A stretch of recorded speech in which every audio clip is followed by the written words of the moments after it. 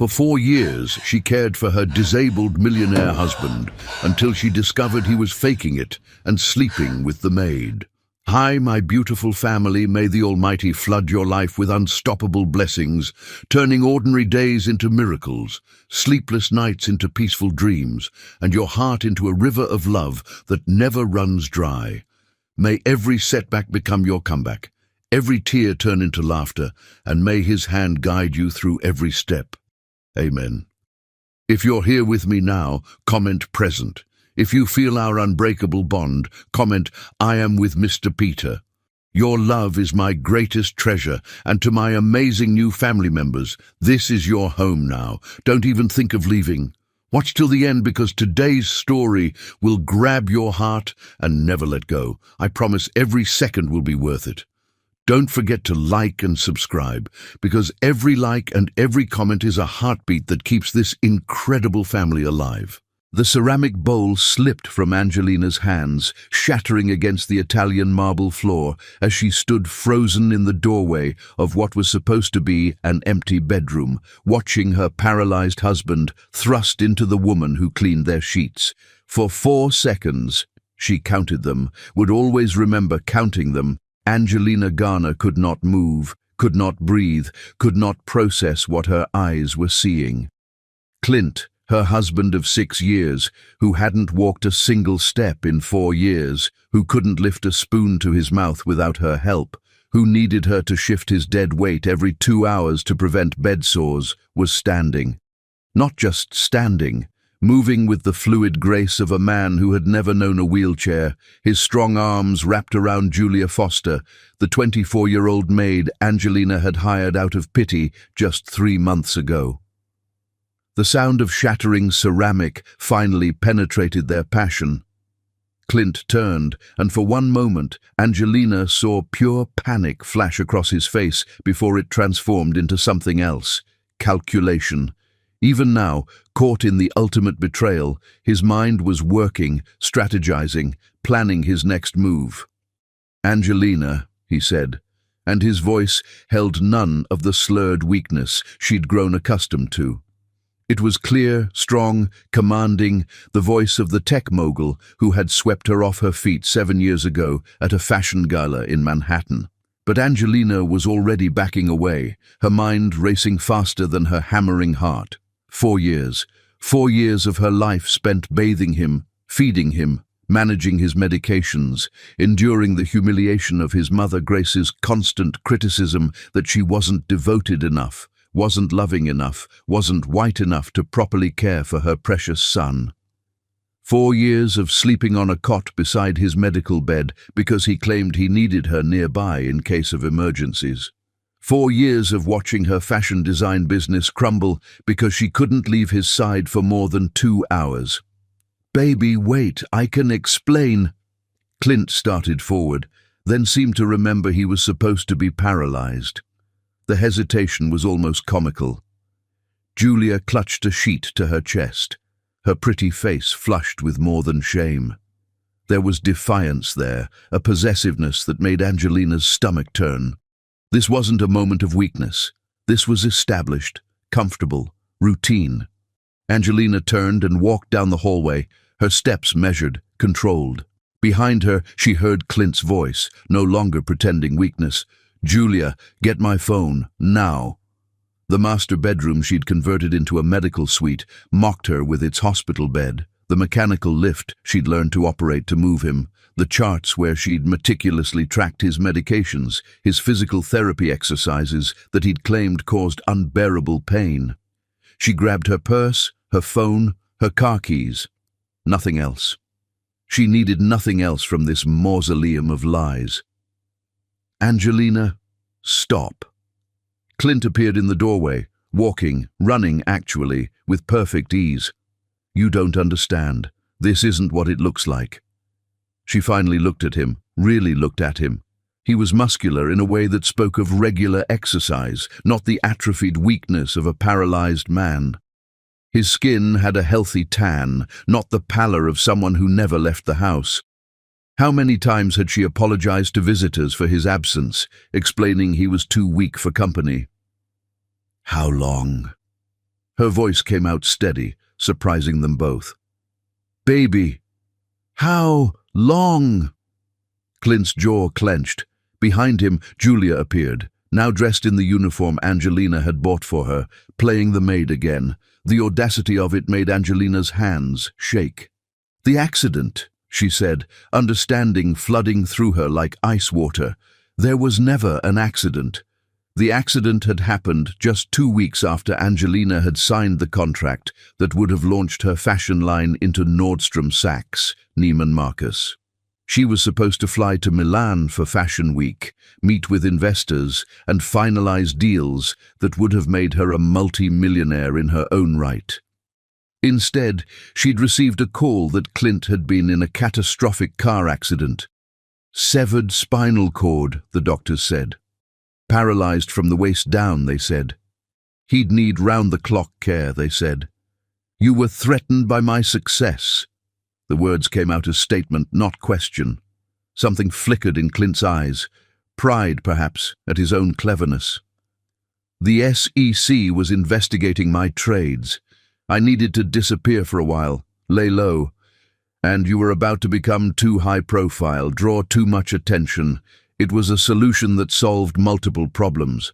"Multiple problems," Angelina repeated, tasting bile. "And Julia?" "I hired her 6 months before the accident," Julia said, her chin lifted with cruel pride. "To help manage things while you were occupied. 6 months before. When Angelina's father had been dying of cancer, when she'd been flying back and forth to Atlanta, trying to be there for him while managing her blooming career. Clint had been planning even then. "The insurance money," Angelina said, another piece clicking into place. "The disability payments, the lawsuit against the other driver. $3 million in insurance fraud," Clint said, as if he expected her to be impressed. "Plus the settlement. Plus what I've been able to move in the markets while everyone thinks I'm a vegetable. I'm worth 10 times what I was before the accident, Angelina. We're worth 10 times more." "We're worth nothing," Angelina said. "We're getting divorced." Clint laughed, actually laughed. "With what proof? Every doctor, every specialist, every piece of paper says I'm paralyzed. You try to leave me now, you're the heartless wife abandoning her disabled husband. Try to claim I'm faking, and who's going to believe you? The bitter black woman trying to steal from her helpless white husband? My mother has been documenting your neglect for years. All those times you left me alone, all those medications you forgot to give me on time." The conspiracy was breathtaking in its scope. Every moment of the last 4 years had been orchestrated, choreographed, planned. She'd been living in a stage play, performing a role she didn't know she'd been cast in. "I have the best lawyers in the state," Clint continued. "I have documentation of your mental instability, all those times you cried, broke down, couldn't cope with the stress of caregiving. I have Julia here as a witness to your erratic behavior. You try to leave, you try to fight, and I'll destroy you. You'll be lucky to keep the clothes on your back." Angelina looked at him, this man she'd loved, married, devoted 4 years of her life to serving, and felt something cold and diamond-hard crystallize in her chest. He thought he was smart. He thought he'd planned for everything. He hadn't planned for her. "You're right," she said, letting her shoulders slump in defeat. "You're absolutely right. I'm sorry, it was such a shock." Clint's eyes narrowed, suspicious of her sudden capitulation. "I need some air," Angelina continued, making her voice small, broken. Just let me drive around for an hour, clear my head. I'll come back and we can talk about how to move forward." "Leave your phone," Clint said. She placed it on the dresser without argument. Let him think he'd won. Let him think she was beaten. "1 hour," he said. "Julia will be gone when you get back. We'll figure this out, baby. You'll see. This can work for both of us." Angelina nodded, not trusting her voice. She walked past him, past Julia, down the stairs she'd installed a mechanical lift on for his wheelchair.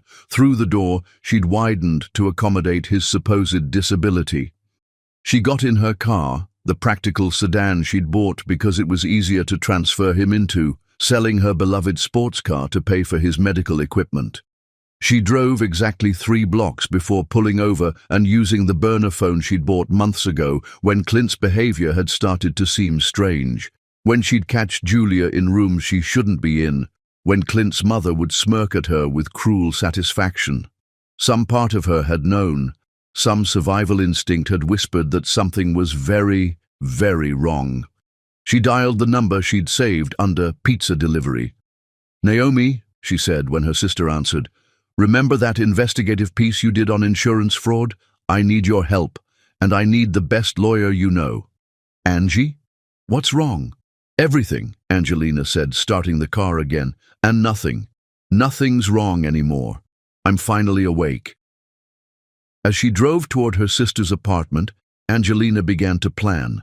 Clint thought he was a chess master, but he'd made one crucial error. He'd taught her exactly how cruel, how methodical, how ruthless someone could be in the pursuit of destruction.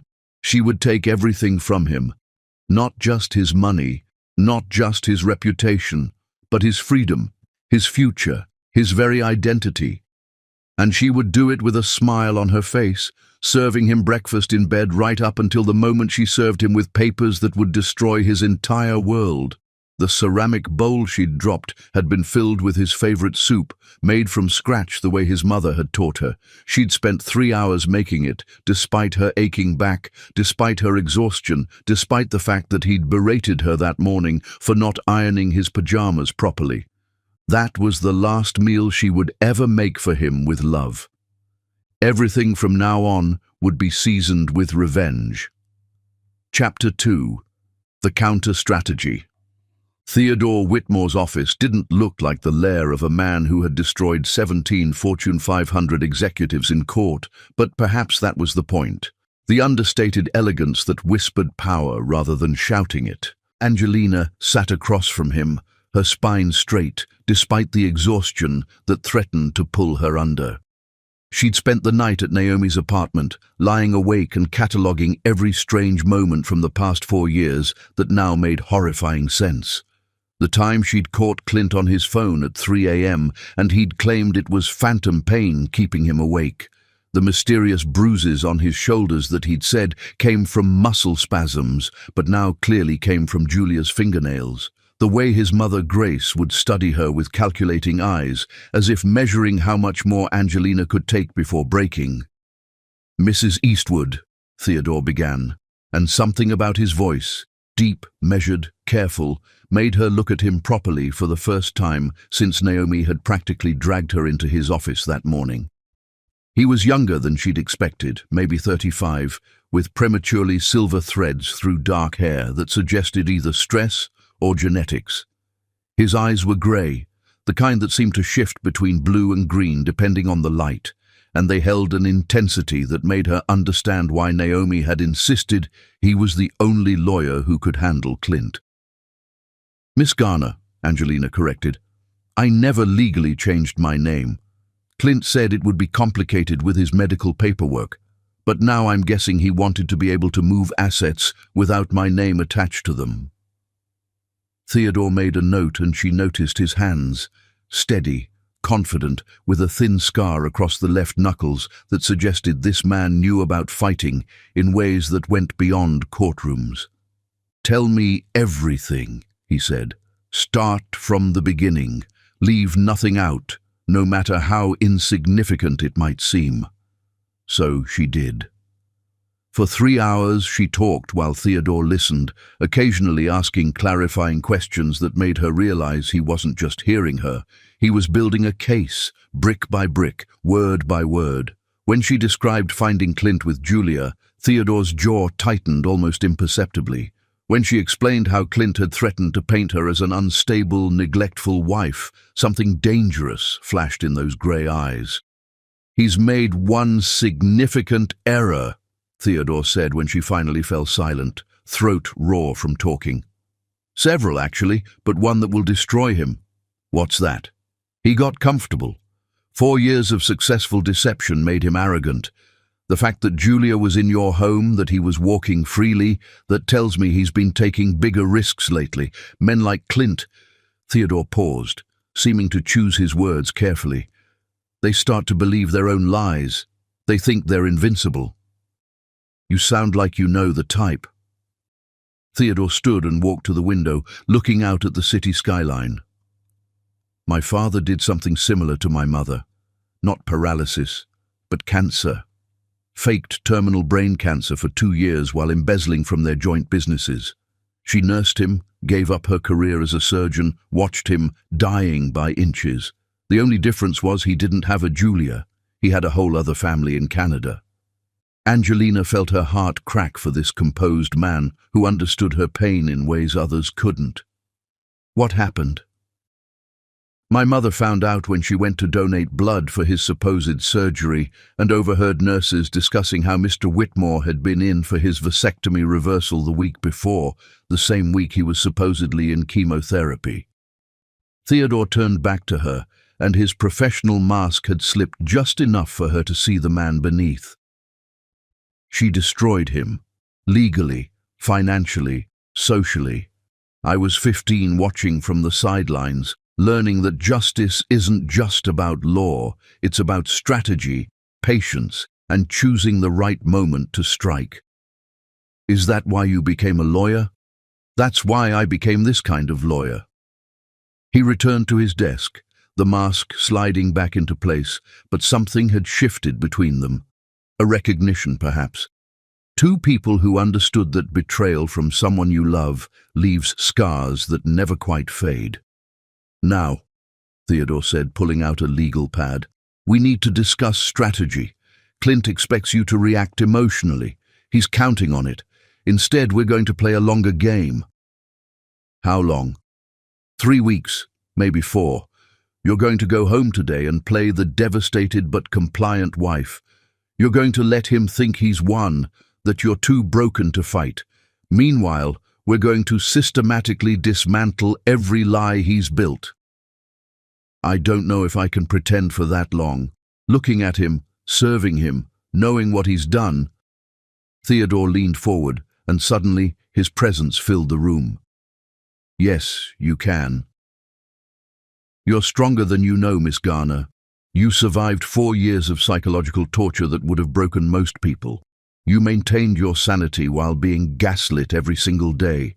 3 more weeks? That's nothing compared to what you've already endured. What will we do in those 3 weeks? First, we're going to hire a private investigator. I have someone I trust completely. They'll document Clint's movements when he thinks you're not watching. Second, we're going to forensically examine your finances. Every transaction, every transfer, every penny he's moved. Third, we're going to find others he's deceived. Men like Clint don't just betray their wives. They betray everyone. Business partners, investors, friends. We're going to find them all. And Julia? Julia is the key. She's young, arrogant, and thinks she's won. That combination makes people careless. She'll make mistakes, and when she does, we'll be watching. Theodore pulled out a phone, clearly not his primary one, and handed it to her. This is encrypted, untraceable. My number is the only one programmed in. If you feel unsafe, if Clint threatens you, if you need to hear that you're not crazy and this is really happening, you call me, day or night. Their fingers brushed as she took the phone, and something electric passed between them. Theodore pulled back as if burned, professional boundaries snapping back into place. There's something else, Angelina said. Clint mentioned the SEC investigation. He said the paralysis was partly to avoid that. Theodore's eyes sharpened. Securities and Exchange Commission? He's been insider trading.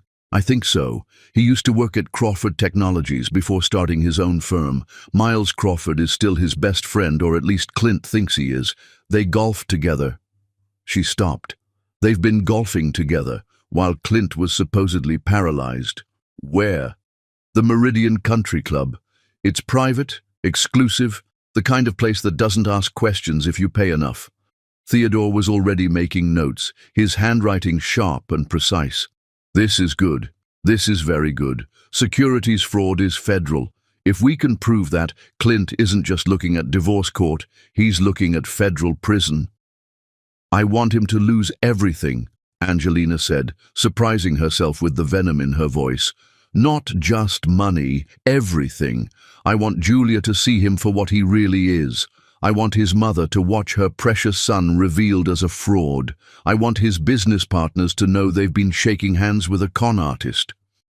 We'll do more than that, Theodore promised, and there was something in his voice that made her believe him. But first, you need to go home. Can you do that? Can you walk back into that house and pretend nothing has changed? He took 4 years from me, Angelina said, standing. He killed my father's last months. I missed so much time with him because I was caring for Clint. He destroyed my business, my reputation, my sense of self. Yes, I can pretend for 3 weeks. I can pretend I'm broken if it means breaking him. Theodore stood as well, walking her to the door. You're not alone in this anymore. I need you to remember that. When you're in that house, pretending to be defeated, remember that we're out here, building the case that will destroy him. She turned at the door, looking back at this man who was still largely a stranger, but who understood her pain in ways that felt dangerously intimate. Why do I trust you? I just met you. Because you recognize someone else who's been forged in the same fire, Theodore said simply. And because you know, I understand that justice isn't just about winning, it's about making sure they never forget what it cost to betray someone who loved them. The drive home felt like driving toward a prison, but Angelina forced herself to continue. She parked in the driveway of the house that had become her jail, looking at the wheelchair ramp she'd had installed, the medical van she'd bought, all the external trappings of Clint's elaborate lie.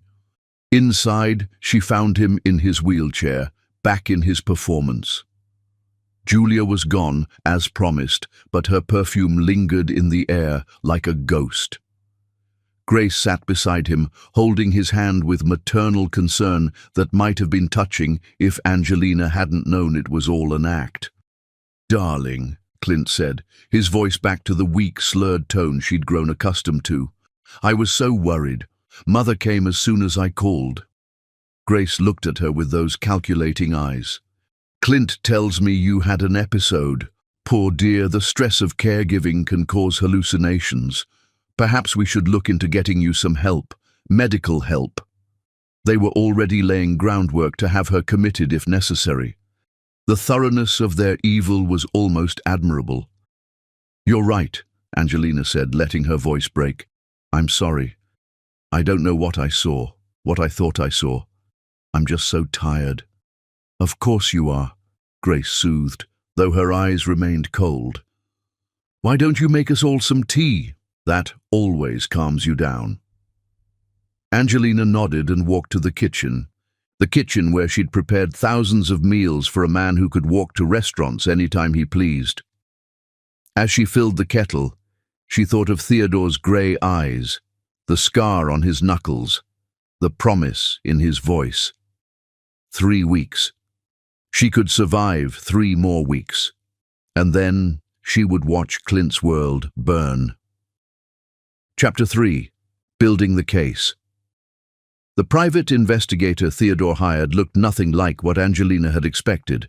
Instead of a grizzled ex-cop, Skylar Chen was a 30-year-old MIT graduate who specialized in digital forensics and looked like she could have been one of Angelina's fashion models. "People underestimate pretty Asian women," Skylar explained during their clandestine meeting at a coffee shop 20 miles from home, while Clint believed Angelina was at a grief counseling session for caregivers. "It's amazing what men will say in front of me, thinking I'm just decoration." Theodore sat beside Angelina, close enough that she could smell his cologne, something subtle and expensive that made her think of rain on cedar. He'd been careful to maintain professional distance since that first meeting, but sometimes she caught him looking at her with an expression that suggested he was fighting the same magnetic pull she felt. "What have you found?" Theodore asked, his legal pad ready. Skylar pulled out a tablet, her fingers flying across the screen. "Clint Eastwood is remarkably active for a paralyzed man. In the past 2 weeks alone, He's been recorded on security cameras at 3 different private gyms, always entering through back entrances. He maintains a separate apartment under a shell company called Phoenix Rising LLC. Subtle, right? Julia Foster has her own key. She turned the tablet toward them, showing grainy but clear footage of Clint doing pull-ups, running on a treadmill, lifting weights that would challenge any able-bodied man. The timestamp showed 2 p.m. on a day when Angelina remembered him claiming he needed to rest due to severe pain. "There's more," Skylar continued. "I've tracked financial transactions going back 5 years. The planning for this started before you were even married, Miss Garner. He specifically targeted you." Angelina felt the coffee turn to acid in her stomach. "Targeted me?" "You were featured in Forbes's 30 Under 30 for fashion innovation. Your company was valued at $2 million and growing. You were also notably private about your personal life, estranged from extended family except for Naomi, and had just lost your mother to cancer. In his emails to a friend, which I may have illegally accessed, so we can't use them in court, but they're informative, he called you perfect, beautiful, successful enough to be useful, but isolated enough to be vulnerable." Theodore's hand moved toward Angelina's, stopped, pulled back. She appreciated both the impulse and the restraint. "The accident was planned for maximum impact," Skylar went on. 2 weeks before Milan Fashion Week, the night before your biggest investor meeting, timed so you'd have to choose between your career and being a good wife.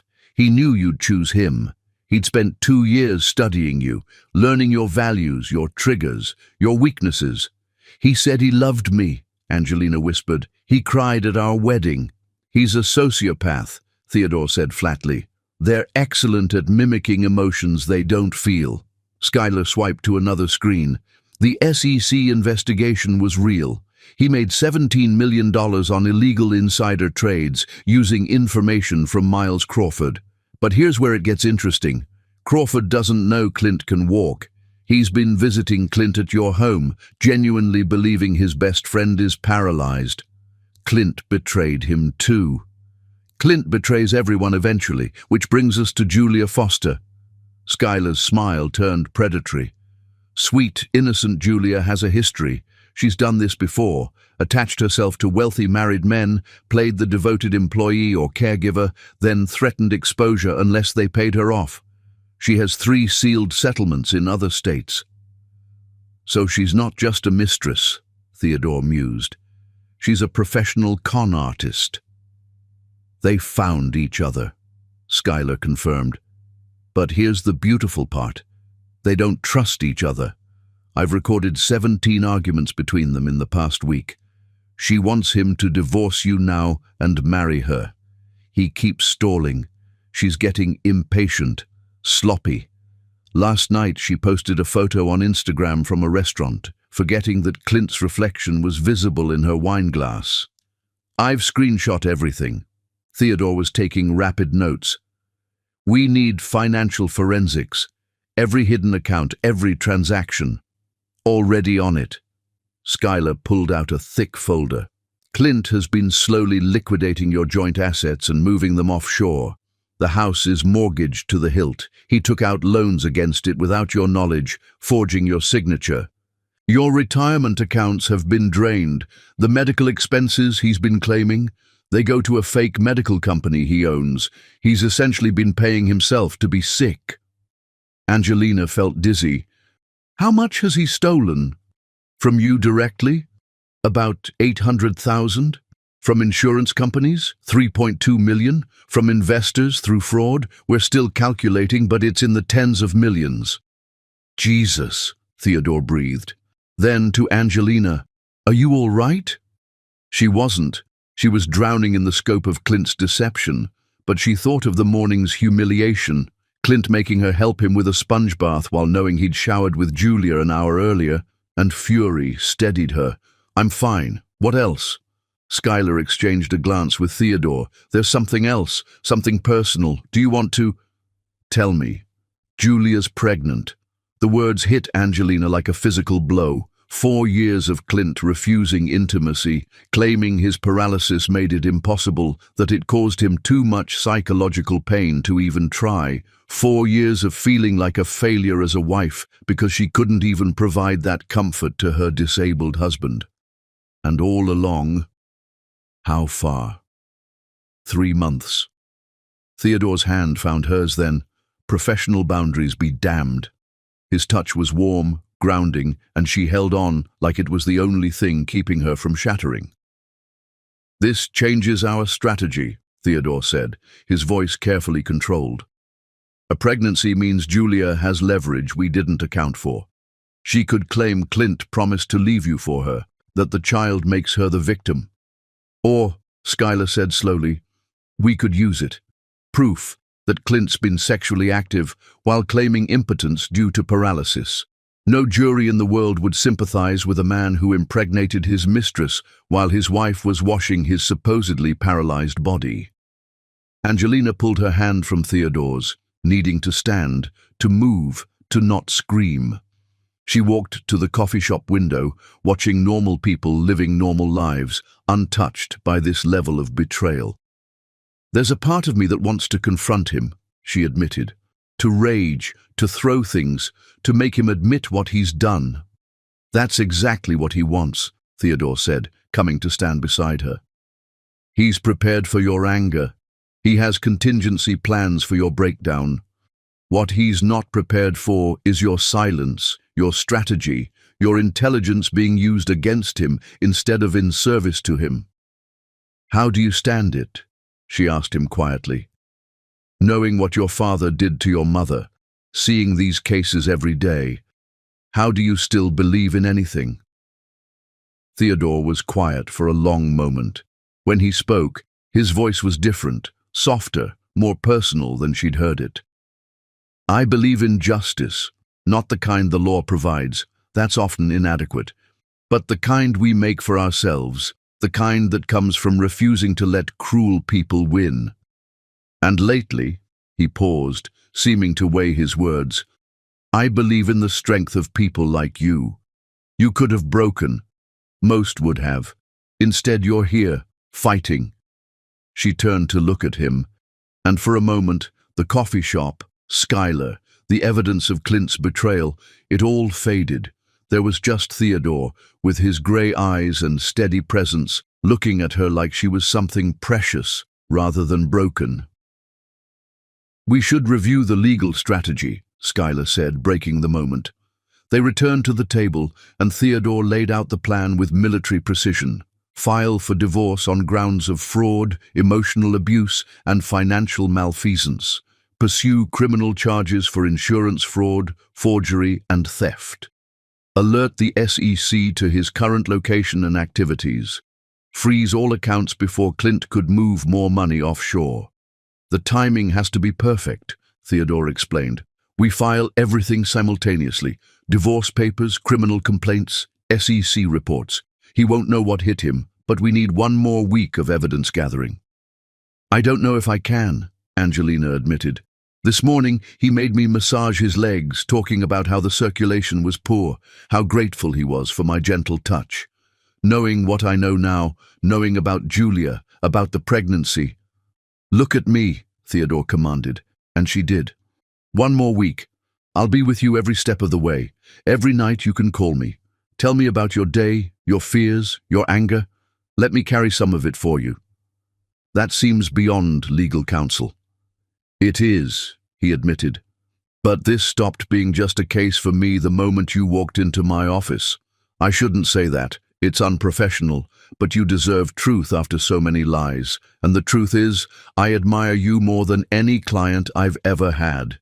Your strength, your dignity, your refusal to be broken. It's extraordinary." Skylar cleared her throat. "I'll keep gathering evidence. Focus on Julia. She's the weak link.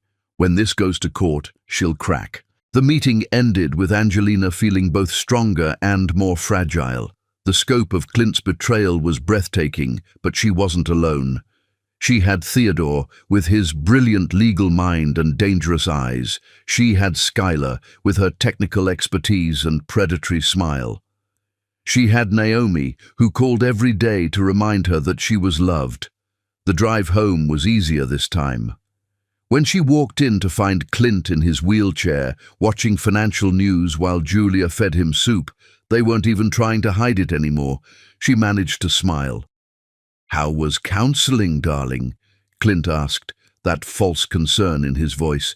"Helpful," she said. "I'm learning to accept things I cannot change." He smiled, thinking he'd won. "That's good, baby. That's real good." Julia smirked, her hand resting on her still flat stomach, in a gesture that was clearly meant to wound. "Mrs. Eastwood looks tired. Perhaps she should rest." "You're right," Angelina agreed. "I think I'll lie down." In the bedroom, she pulled out the encrypted phone Theodore had given her. His voice answered on the first ring. "How are you?" "Surviving," she said. "Julia's here. She's touching her stomach, making sure I know." "One more week," he promised. "And then we destroy them all." "Theodore," she hesitated. "What you said today about this being more than a case, I meant it. But nothing happens until you're free, until you're safe, until you've had time to heal. I just needed you to know you're not alone, not in any way."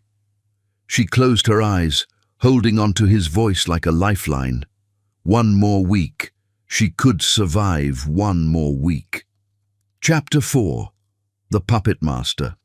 The discovery came at 3 a.m. on a Tuesday, when Angelina couldn't sleep and decided to search for their old wedding photos in Clint's home office, a room she rarely entered because he'd claimed the stairs were too painful for her to push his wheelchair up daily. Hidden behind tax returns in a filing cabinet, she found a leather journal, and what she read by flashlight made her blood turn to ice. Every page was dated, every entry meticulous, and the story they told transformed betrayal into something far more sinister. Entry 1, March 15th, 2016. Subject, Angelina Garner. Net worth, $2.1 million. Vulnerabilities, recent mother's death, estranged from extended family, workaholic tendencies suggesting loneliness. Approach strategy, fashion gala next month. Research indicates she favors men who appear powerful but wounded. Practice story about father's death and its impact. Her hands shook as she photographed each page with the encrypted phone Theodore had given her. Entry 87, September 3rd, 2017. Marriage proceeding on schedule. A, completely devoted, started suggesting children, planted seeds about wanting to wait until financially secure. Need 2 more years to position assets properly. Grace agrees timeline is optimal. Entry 203, January 18, 2019. SEC investigation heating up. Miles getting suspicious about trades. Paralysis plan moved up. Studied videos of spinal injury patients for accurate portrayal. Julia in position as backup. She's proven reliable in previous operations. A will choose caretaking over Milan. Her psychological profile indicates martyrdom complex from mother's cancer. Entry 298, October 2, 2021. 2 years into paralysis performance. A has aged 5 years. Business contacts severed as planned. Isolation 90% complete. Only maintains relationship with sister. May need to create conflict there soon. Physical intimacy excuse has worked perfectly. She blames herself. Grace's psychological harassment on schedule. Angelina photographed faster, bile rising in her throat. Entry 344, December 1st, 2022. A showing signs of breakdown, crying in bathroom for hours, perfect timing for next phase. Hired Julia officially as maid, gaslighting intensified, making her question her memory, perception. Classic destabilization.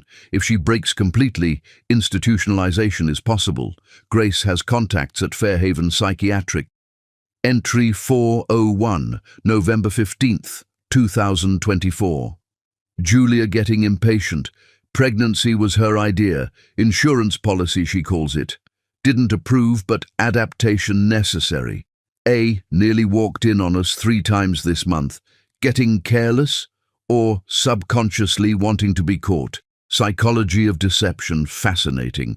Study later. Entry 410, last week.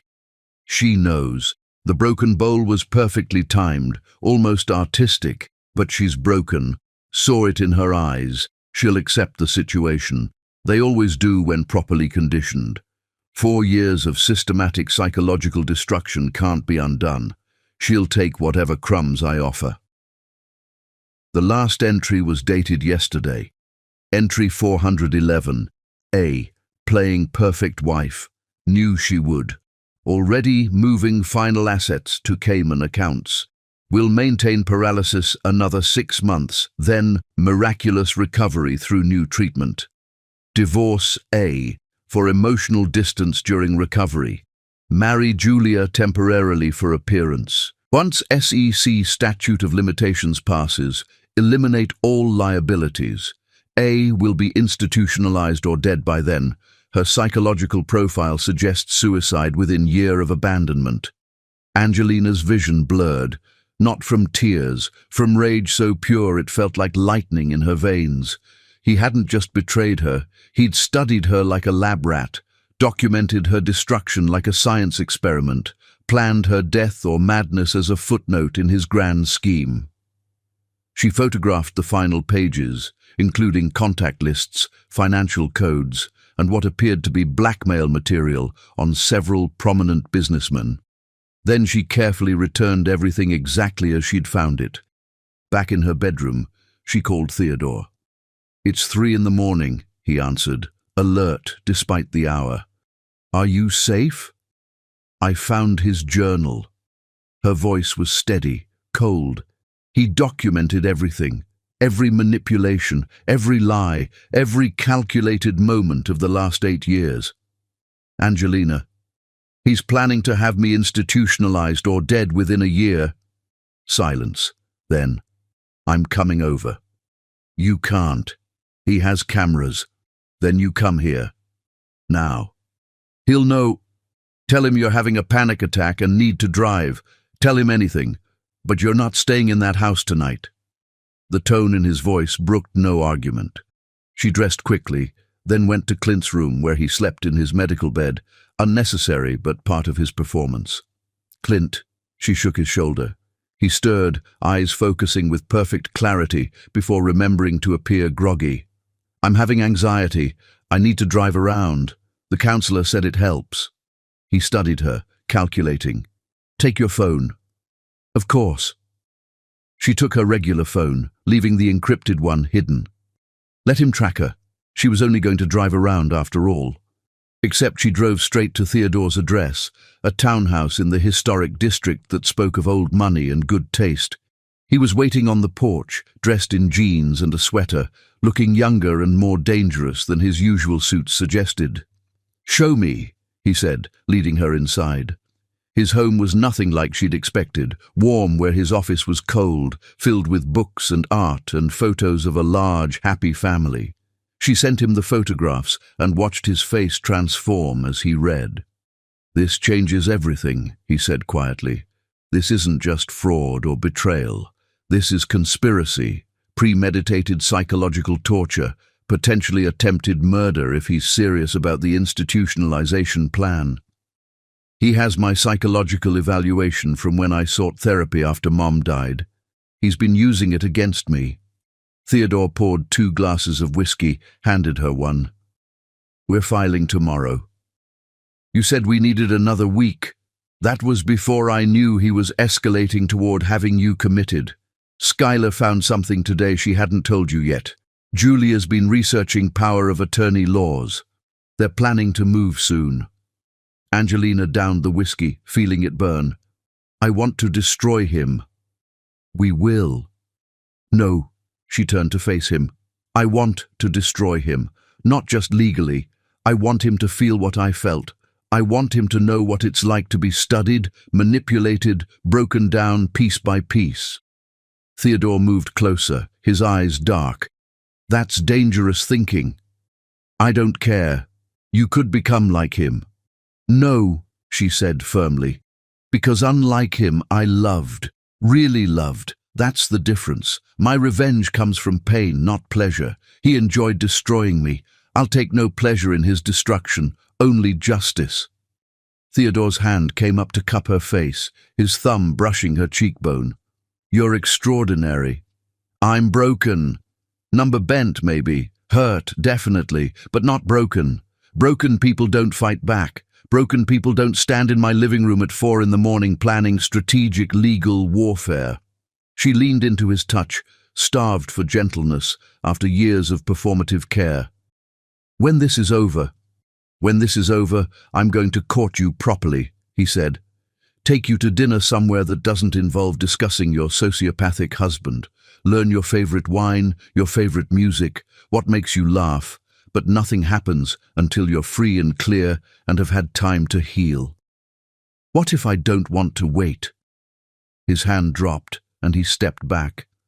Then I'd remind you that you're vulnerable right now, that emotions during trauma aren't always reliable, and that you deserve someone who puts your well-being above their desires.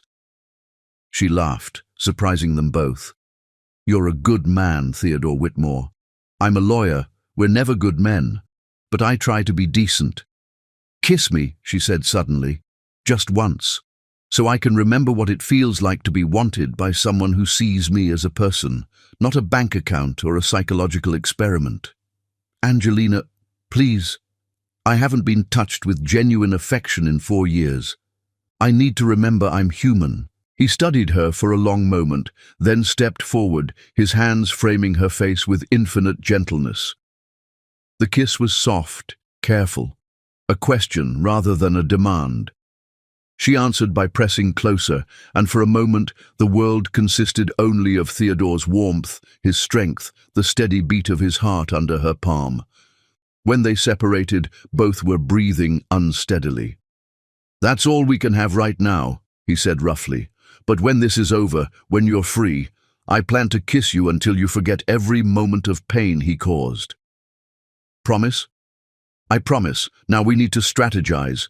If we're filing tomorrow, we need everything in place. Can you go back tonight? Play normal for one more day? After that kiss, I could conquer armies. He smiled, and it transformed his face. Then let's plan a war. They spent the remaining hours until dawn, reviewing evidence, planning filing strategies, coordinating with Skylar. Theodore would file for divorce at 9 a.m., criminal charges at 9:15, SEC complaint at 9:30. By 10 a.m., Clint's accounts would be frozen, his passport flagged, his entire world crumbling. What about Julia? Skylar has something special planned for her. Apparently, one of her previous victims is very interested in testifying about her patterns. As the sun rose, Angelina prepared to return to her prison one last time. 24 hours, Theodore promised. In 24 hours, you'll be free. And in 24 hours and 1 minute, I'll be waiting. She drove home to find Clint awake in his wheelchair with Grace beside him. Where were you? Grace demanded. Driving, as I said. For 4 hours. Yes. Clint studied her with those calculating eyes. You seem different. The counseling is helping, she lied smoothly. I'm learning acceptance. He smiled, that cold, satisfied smile she now recognized from years of manipulation. Good. Julia's making breakfast. Go help her. In the kitchen, Julia stood at the stove, her hand on her stomach, humming. She looked up when Angelina entered, smirking. Sleep well? Julia asked sweetly.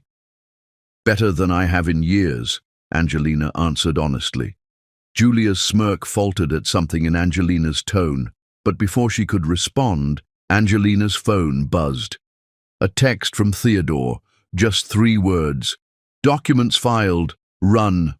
But Angelina didn't run. Instead, she smiled at Julia, picked up the coffee pot, and poured 4 cups with steady hands.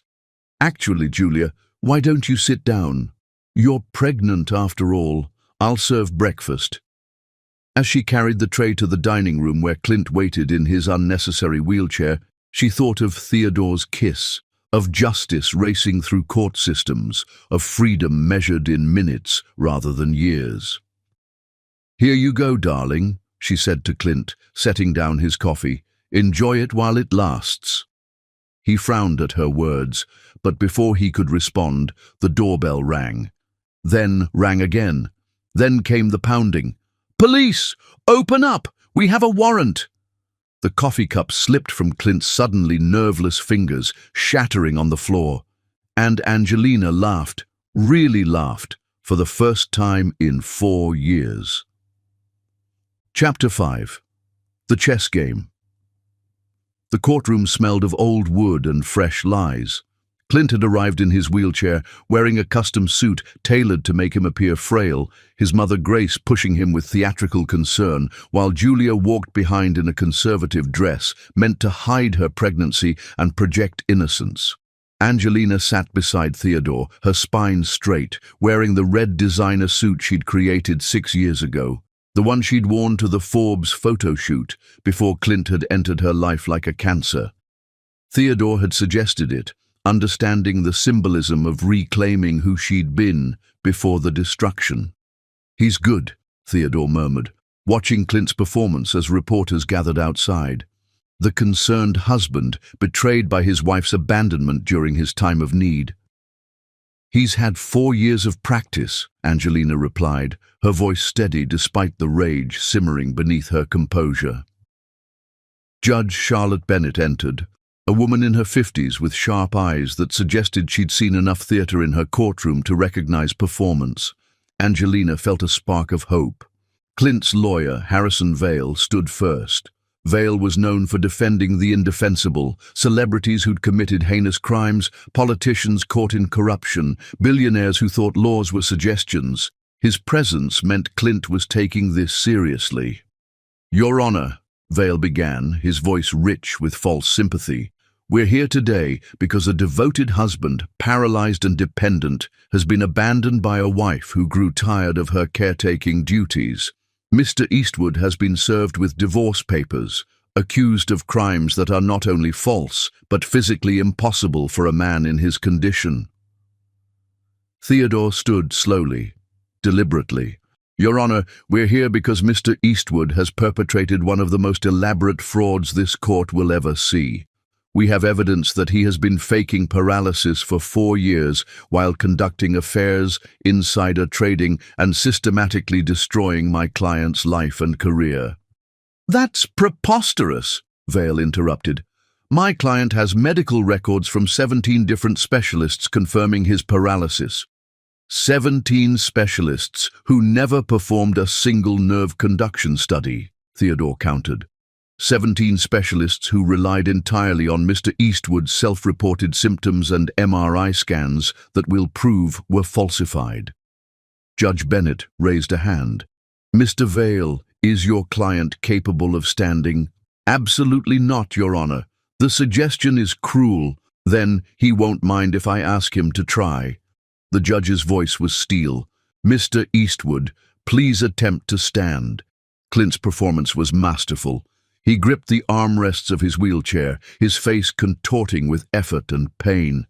His arms shook, sweat beaded on his forehead. After 30 seconds of apparent struggle, he collapsed back, breathing heavily. "You see," Vale said triumphantly, "to force him through this humiliation, I see a man who goes to gyms at midnight." Theodore interrupted, pulling out his tablet. "Your Honor, I'd like to submit security footage from Apex Fitness dated last Tuesday at 2 a.m. The courtroom watched as crystal-clear footage showed Clint walking into a gym, scanning a membership card, and proceeding to run on a treadmill for 45 minutes. The silence was deafening. Clint's face had gone pale, but Vale recovered quickly. "That's clearly doctored footage, deep fake technology. From 17 different locations over 6 months?" Theodore asked mildly. "Including the Meridian Country Club, where Mr. Eastwood has been playing golf every Thursday with Miles Crawford." "Objection!" Vale shouted. "These alleged videos haven't been authenticated." "Then let's authenticate them now." Theodore said. "I call Miles Crawford to the stand." Angelina watched Clint's face as his best friend entered the courtroom. Miles looked confused, conflicted, glancing between Clint in his wheelchair and Theodore at the podium. "Mr. Crawford," Theodore began after Miles was sworn in, "you're Mr. Eastwood's business partner and friend, correct?" "Yes." "Have you been playing golf with him?" Miles hesitated, looking at Clint. No. Clint's paralyzed. He can't play golf." "Mr. Crawford, you're under oath. Perjury is a felony. I'll ask again. Have you been playing golf with Clint Eastwood at the Meridian Country Club?" The silence stretched. Clint was shaking his head slightly, trying to signal Miles, but it was too late. "I thought it was therapy," Miles said finally. "He said it was experimental treatment, that he could walk for short periods, but didn't want to give Angelina false hope until he knew it was permanent." "When did this therapy begin?" "About 3 years ago." Gasps rippled through the courtroom. Grace's perfectly composed face cracked slightly. Julia's hand went to her stomach in an unconscious protective gesture. 3 years ago," Theodore repeated. "And you believed a paralyzed man was secretly recovering but hiding it from his devoted wife. He said the doctors advised it, said the stress of hope and disappointment would be too much for her. Mr. Crawford, did Clint ever discuss his financial transactions with you during these golf games?" Vale shot to his feet. "Objection. Relevance." "Goes to the broader fraud, Your Honor," Theodore said smoothly. "I'll allow it." Miles was sweating now. He mentioned some investments. "Investments based on information you shared about your company's pending mergers?" "I didn't think he was my best friend. Information that allowed him to make $17 million in illegal trades." "Objection!" Vale roared. But the damage was done. Miles looked at Clint with dawning horror. "You used me. You've been walking for 3 years, and you used me." "Miles!" Clint started to speak, forgetting to slur his words. The courtroom erupted. Judge Bennett banged her gavel repeatedly. "Order! Mr. Eastwood, did you just speak without your supposed speech impediment?" Clint's mask finally slipped, revealing the cold calculation beneath. He looked at Theodore with pure hatred, then at Angelina with something worse, possession, as if she was property that had malfunctioned. "I invoke my Fifth Amendment rights," he said clearly, no trace of weakness in his voice. "How convenient," Theodore said dryly. "Your Honor, we'd like to call our next witness, Julia Foster." Julia stood shakily, her hand still on her stomach. As she walked to the stand, Angelina noticed her confidence had evaporated. The young woman who'd smirked while serving breakfast looked terrified. "Miss Foster," Theodore began after she was sworn in, "you're pregnant, correct?" "Yes. Who is the father?" Julia's eyes darted to Clint. "I invoke my Fifth Amendment rights." "You're not on trial, Miss Foster. You've been granted immunity in exchange for testimony. Now, who is the father?" "Clint," she whispered. "Clint Eastwood, the paralyzed man who claimed he couldn't be intimate with his wife due to his condition." "He was never paralyzed," Julia said, her voice stronger now. "It was all an act. He hired me before the fake accident to help manage things while he hid from the SEC. You knew it was fraud? He said his wife was abusive, that she'd married him for money, that he needed to protect himself." Julia was crying now, mascara running. "He said he loved me, that we'd be together once he got rid of her." "Got rid of her?" Julia pulled out her phone with shaking hands. "He sent me this last week." She played a voice message, Clint's voice clear and cold. "The institutionalization papers are almost ready. A few more weeks of gaslighting and she'll have a complete breakdown. Then we can have her committed, I get power of attorney, and we're free. Just play your part a little longer." Angelina felt Theodore's hand brush hers under the table, grounding her as her world tilted. Even knowing Clint's evil, Hearing it stated so boldly was devastating. "Your Honor," Theodore said, "I move for immediate judgment. Mr. Eastwood has clearly—" "I can walk," Clint said suddenly, standing from his wheelchair with fluid grace. The courtroom gasped collectively. "But she drove me to it."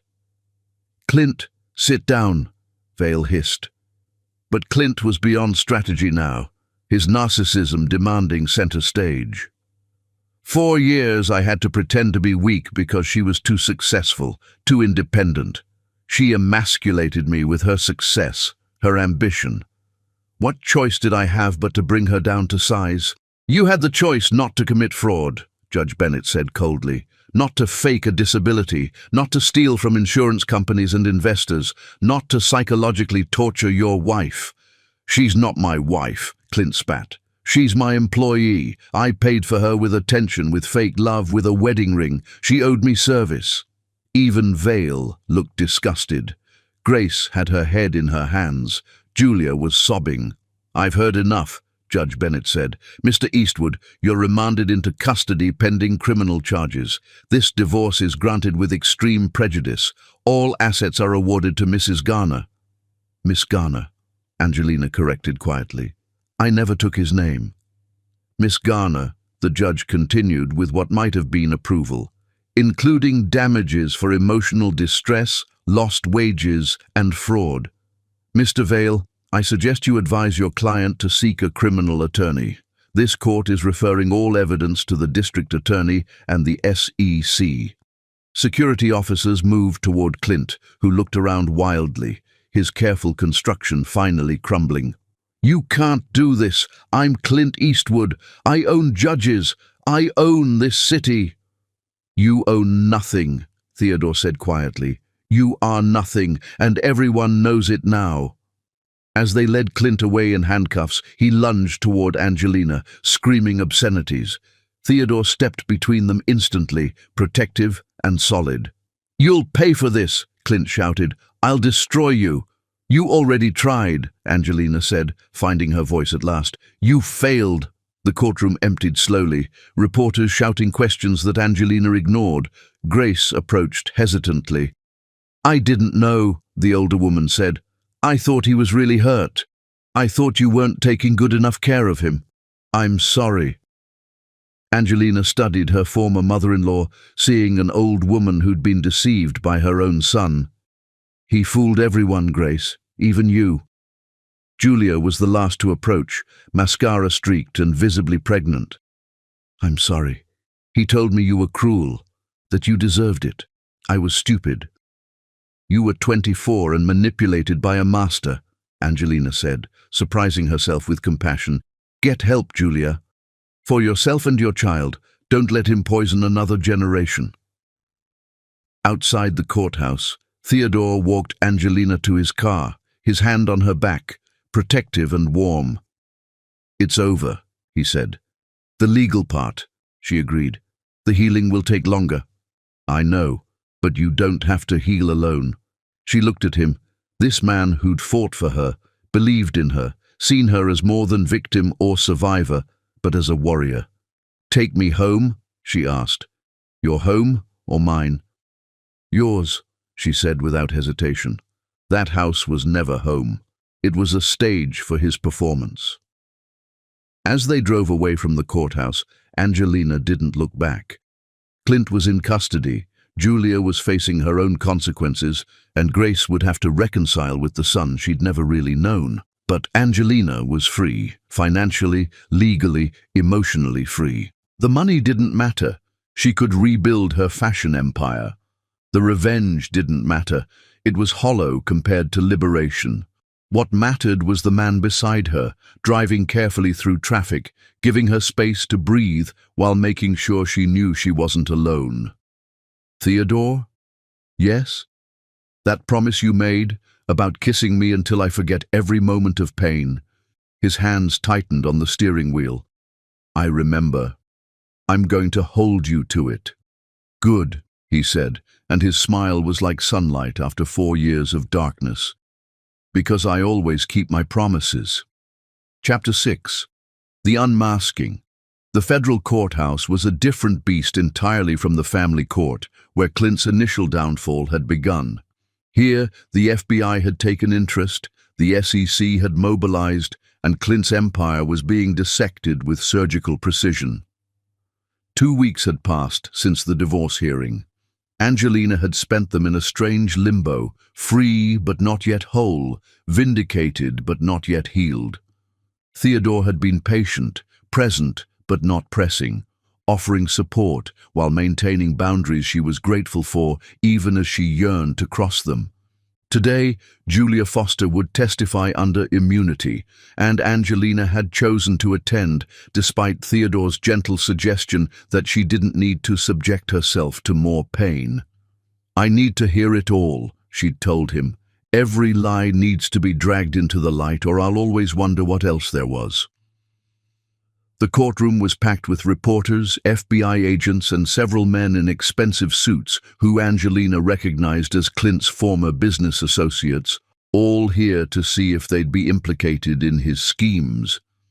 Julia looked different, older somehow, though only weeks had passed. Her pregnancy was showing now, and she wore a simple black dress that made her look like what she was, a young woman who'd gotten in far over her head. The prosecutor, a sharp-eyed woman named Elizabeth Harper, began with surprising gentleness. "Miss Foster, please tell the court how you met Mr. Eastwood." Julia's voice was steady but quiet. "Through an agency, not an employment agency, a different kind. I specialized in arrangements with wealthy men." "You were an escort?" "A companion. I provided company, attended events, made men feel important. Sex was sometimes involved, but not always. Clint hired me initially for a business dinner where he needed a date." "When was this?"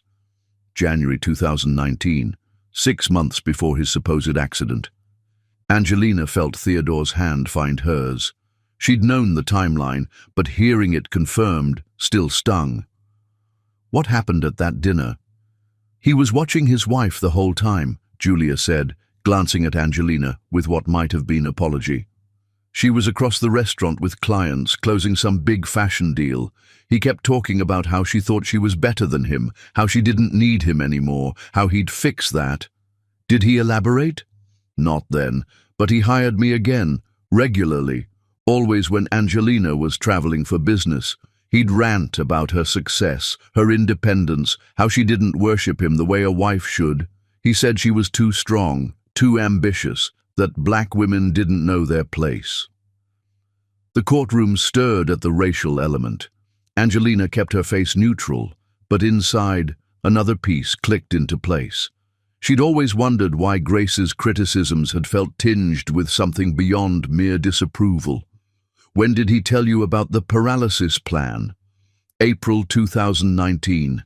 He said he'd found a way to clip her wings. He'd fake an accident, make her his caretaker, destroy her business and confidence until she was completely dependent on him. Then, when she was broken enough, he'd reveal the truth, and she'd be too destroyed to fight back." "And you agreed to help?" Julia's composure cracked. "He offered me $500,000 and promised that when he divorced her, we'd marry and I'd get half of everything. I was 21, waiting tables, drowning in student loans. It seemed like a fairy tale." "Did you know about the insurance fraud?" "Not at first. He told me that part later, after I was already involved. By then, I was afraid to back out. He said if I betrayed him, he'd destroy me like he was destroying her." Elizabeth introduced evidence, emails between Clint and Julia, planning sessions, financial transfers. One email made Angelina's blood run cold. "The beautiful thing is she loves me, that love is her weakness. Every time she bathes my paralyzed body, every time she apologizes for not being intimate enough, every time she cries in the bathroom thinking I can't hear. It's delicious. She's destroying herself trying to save me." "Miss Foster, this email suggests you were both taking pleasure in Miss Garner's pain." "I thought I was," Julia admitted, tears flowing now. "He made it seem like a game, like she deserved it. He showed me articles about her success and said, "Imagine thinking you're better than a white man with 3 times your net worth." He made her seem arrogant, cruel. It wasn't until I saw her every day, saw how devoted she was, how she gave up everything for him, that I realized we were the monsters. But you continued the deception. I was pregnant by then. He said if I didn't play along, he'd claim I raped him while he was paralyzed, that I was a predator taking advantage of a disabled man. Who would believe me over him? The prosecutor introduced more evidence. Videos Clint had secretly recorded of Angelina crying, breaking down, which he'd shared with Julia like trophies. Recordings of him practicing his paralyzed voice, perfecting the slur, the weakness. Photos from his hidden apartment, where he lived his real life while Angelina slept on a cot beside his medical bed. "There's one more thing," Julia said suddenly. "Something I haven't told anyone." Elizabeth looked surprised but nodded. "Go ahead." "He has other victims, 3 other women before Angelina. He didn't fake paralysis with them, but he destroyed them in other ways. One he convinced she was going insane, had her committed. Another he framed for embezzlement at his company. The third killed herself." The courtroom erupted. The judge banged his gavel repeatedly. Angelina felt the world tilt, Theodore's arm coming around her automatically. "Do you have proof?" Elizabeth asked when order was restored. Julia pulled out a flash drive. He kept records, like trophies, videos, photos, documents. He called it his collection. The screen in the courtroom lit up with file names: Sarah's breakdown, Marcus' frame job, Victoria's final days. Each file contained meticulous documentation of psychological torture, financial manipulation, and systematic destruction. "Your Honor," Elizabeth said, "we need to suspend this hearing. These are evidence of multiple felonies across state lines. The FBI needs to—" "Already on it," a voice called from the back. FBI agents were moving through the courtroom. Clint, who'd been sitting in custody orange instead of his performed paralysis, finally spoke. "You stupid bitch," he screamed at Julia. "You were nothing, a whore I pulled from the gutter. I made you." "You made me a monster," Julia said quietly, "but at least I can recognize it. You still think you're the hero of this story." As the FBI began processing the new evidence, court was adjourned in chaos. Theodore guided Angelina out through a side door, away from the reporters screaming questions. In his car, Angelina finally broke, not with tears, but with rage so pure it felt like fire. 3 other women, 1 dead, and I thought I was special, that at least the evil he did to me was unique. "You are special," Theodore said firmly. "You survived. You fought back. You're the reason he's facing justice." "Victoria didn't survive." "No," he agreed quietly. "And that's on Clint, not you. But you're giving Victoria justice too now. Sarah and Marcus as well. I want to meet them. Sarah and Marcus, if they're willing. I'll arrange it if they are, but first you need to process this." They drove to Theodore's house, where Naomi was waiting with tea and fierce hugs. The sisters sat together while Theodore gave them space, and Angelina told Naomi everything. "I'm going to kill him," Naomi said calmly. "I'm going to walk into that jail and—" "No," Angelina said. "He'd win then. He'd have destroyed another life. We're going to let justice handle him, and then we're going to forget he ever existed." "Can you do that? Forget?" Angelina thought of Theodore in the next room, giving her space but ready the moment she needed him. Thought of her fashion business, waiting to be rebuilt. Thought of the life she could have now that the shadow was lifted. Not forget, but move past. Build something so beautiful that his ugliness becomes insignificant in comparison. That evening, as Naomi left and the sun set over the city, Theodore found Angelina on his back porch, watching the sky turn colors she hadn't noticed in 4 years. "The FBI says with the new evidence, he's looking at life in prison," he said, sitting beside her. "Good. Julia will probably get probation and mandatory therapy. She's young, she can rebuild. And you? Angelina turned to look at him. This man who'd been her sword and shield, who'd believed her when the world would have doubted, who'd waited patiently while she found her strength again. I'm going to rebuild my fashion empire. I'm going to therapy to process what happened. I'm going to travel to Milan like I should have 4 years ago. Sounds like a good plan. And, she continued, moving closer to him, I'm going to let myself be loved by a good man, if he's still interested. Theodore's hand came up to cup her face, his touch infinitely gentle. He's very interested, but he's also willing to wait until you're ready. I've waited 4 years to feel human again. I don't want to wait anymore. This kiss was different from their first, deeper, hungrier, full of promise rather than comfort. When they separated, both were breathing hard. I should warn you, Theodore said against her lips.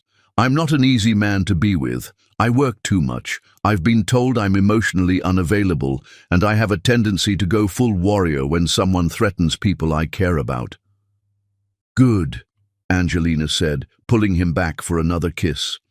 Because I'm not an easy woman either. I'm building an empire. I have trust issues that will take years to fully resolve, and I refuse to ever be anyone's caretaker again. Sounds perfect, he murmured, and kissed her again as the stars came out above them, witnesses to something new being born from the ashes of what had been destroyed. Inside, her phone buzzed with messages from reporters, from old clients reaching out in support, from investors interested in her relaunch. Tomorrow, she'd face them all. Tomorrow, she'd begin the actual work of rebuilding. But tonight, she was just a woman being held by a man who saw her strength and her scars and found both beautiful. And for the first time in 4 years, that was enough. Chapter 7. The Mother's Gambit. Grace Eastwood took the stand like a queen approaching her execution, head high, shoulders back, but with the unmistakable air of someone who knew their reign was ending. 3 weeks had passed since Julia's explosive testimony. The FBI had uncovered 2 more victims in different states, and Clint's charges had multiplied like a virus. But today was Grace's turn, the mother who'd either been complicit or blind, and the courtroom was eager to know which. Angelina sat between Theodore and Naomi, drawing strength from their presence. She'd debated not attending, but Theodore had gently suggested that seeing Grace exposed might provide closure she didn't know she needed. The prosecutor, Elizabeth Harper, approached Grace with the careful respect due to age, but with eyes that promised no mercy for crimes. Mrs. Eastwood, you visited your son regularly during his supposed paralysis? Every day, Grace replied, her cultured voice steady. A mother's duty. And in 4 years, you never suspected he could walk? Grace's pause was telling. I believed my son. That's not what I asked. Did you suspect? Another pause. Sometimes. Things seemed inconsistent, but Clint explained them away. Elizabeth introduced evidence, security footage from Grace's own home, dated 2 years into the paralysis, showing Clint walking through her back door at midnight. Can you explain this, Mrs. Eastwood? Grace's composed mask cracked slightly. He said it was a miracle, temporary recovery that he didn't want to tell Angelina about until he was sure it would last. And you believed that? I wanted to believe it. Or you were part of it. Elizabeth's voice sharpened. Financial records show you received monthly payments of $50,000 from accounts tied to the insurance fraud. Care to explain? Grace's lawyer objected, but the judge overruled. The evidence was clear. Grace had been profiting from her son's deception. Clint said it was from his investments, Grace said weakly. Investments he couldn't manage while paralyzed. He had Julia helping. The maid. You knew Julia was more than a maid, didn't you? Grace's silence spoke volumes. Elizabeth introduced a recording, Grace's voice clear and cold. That woman needs to learn her place. She thinks because she had some little fashion business, she's our equal. At least this paralysis has taught her proper devotion, though frankly, a white woman would have been more naturally suited to caregiving. Angelina felt Naomi's hand tighten on hers, Theodore's quiet intake of breath, but she remained still, letting the poison be drawn out into the light. "Mrs. Eastwood," Elizabeth continued, "did you actively participate in gaslighting Miss Garner? I don't know what you mean. Let me be specific. Did you hide her medications, move her belongings, and then suggest she was becoming forgetful from stress?" "That was Clint's idea." Grace stopped, realizing what she'd admitted. "So you knew? You knew he could walk, knew it was fraud, and you helped torture a woman whose only crime was loving your son?" Grace's composure finally shattered completely. "You don't understand. He's my only child. His father left us with nothing. Clint promised to take care of me, but then he married her." She spat the last word like venom. "This successful, beautiful black woman who made him feel inferior. He said if we didn't break her, she'd leave him and take everything." "So you helped break her instead?" "I helped my son." "You helped your son commit federal crimes. You helped your son psychologically torture an innocent woman. You watched Miss Garner deteriorate over 4 years and felt no compassion." "She was too strong," Grace said, and there was something almost admiring in her tone. "No matter what we did, she kept caring for him, kept loving him. It was frustrating." "Frustrating?" Elizabeth's voice could have frozen fire. A woman's refusal to break under systematic abuse was frustrating. Theodore stood suddenly. "Your Honor, may I?" The judge looked surprised but nodded. "Mr. Whitmore, you're not the prosecutor in this case." "No, but I have evidence relevant to Mrs. Eastwood's involvement that the prosecution hasn't yet introduced." Elizabeth looked curious but gestured for him to continue. Theodore pulled out a tablet. 6 months ago, Grace Eastwood attempted to have Miss Garner involuntarily committed to Fairhaven Psychiatric Facility. She filed papers claiming Miss Garner was delusional, violent, and a danger to her disabled son. Angelina hadn't known this. She turned to stare at Theodore, who squeezed her hand apologetically for the surprise. The commitment was denied because the psychiatrist who evaluated Miss Garner found her completely sane, if understandably depressed. But here's the interesting part. Grace had already paid Fairhaven a $100,000 donation to ensure Miss Garner would be kept in their maximum security wing indefinitely. The courtroom erupted. Even the judge looked shocked. "Furthermore," Theodore continued over the noise, "I have emails between Grace and the facility's director discussing chemical restraints that would be used to keep Miss Garner manageable. The plan was to declare her incompetent, seize her remaining assets, and split them between Grace and Clint." "You're lying!" Grace shrieked. "That's not... I would never..." "Your Honor," Theodore said calmly, "I'd like to submit these emails, the financial transfers, and a sworn affidavit from Dr. James Morrison, the psychiatrist who refused to sign the commitment papers and subsequently reported the attempted bribery to the medical board." As the evidence was submitted, Grace seemed to age 10 years in moments. Her carefully maintained exterior crumbled, revealing something ugly and desperate beneath. "You have to understand," she said, her voice breaking. "I was going to lose everything. My house, my position in society, everything. Clint promised if I helped I'd be secure. I'm 70 years old. What was I supposed to do?" "Not participate in attempted kidnapping and false imprisonment," Elizabeth said dryly. "Mrs. Eastwood, you're under arrest for conspiracy to commit fraud, attempted kidnapping, and conspiracy to commit false imprisonment." As federal agents approached Grace, she turned to Angelina with wild eyes. "This is your fault. If you'd just been a proper wife, none of this would have happened.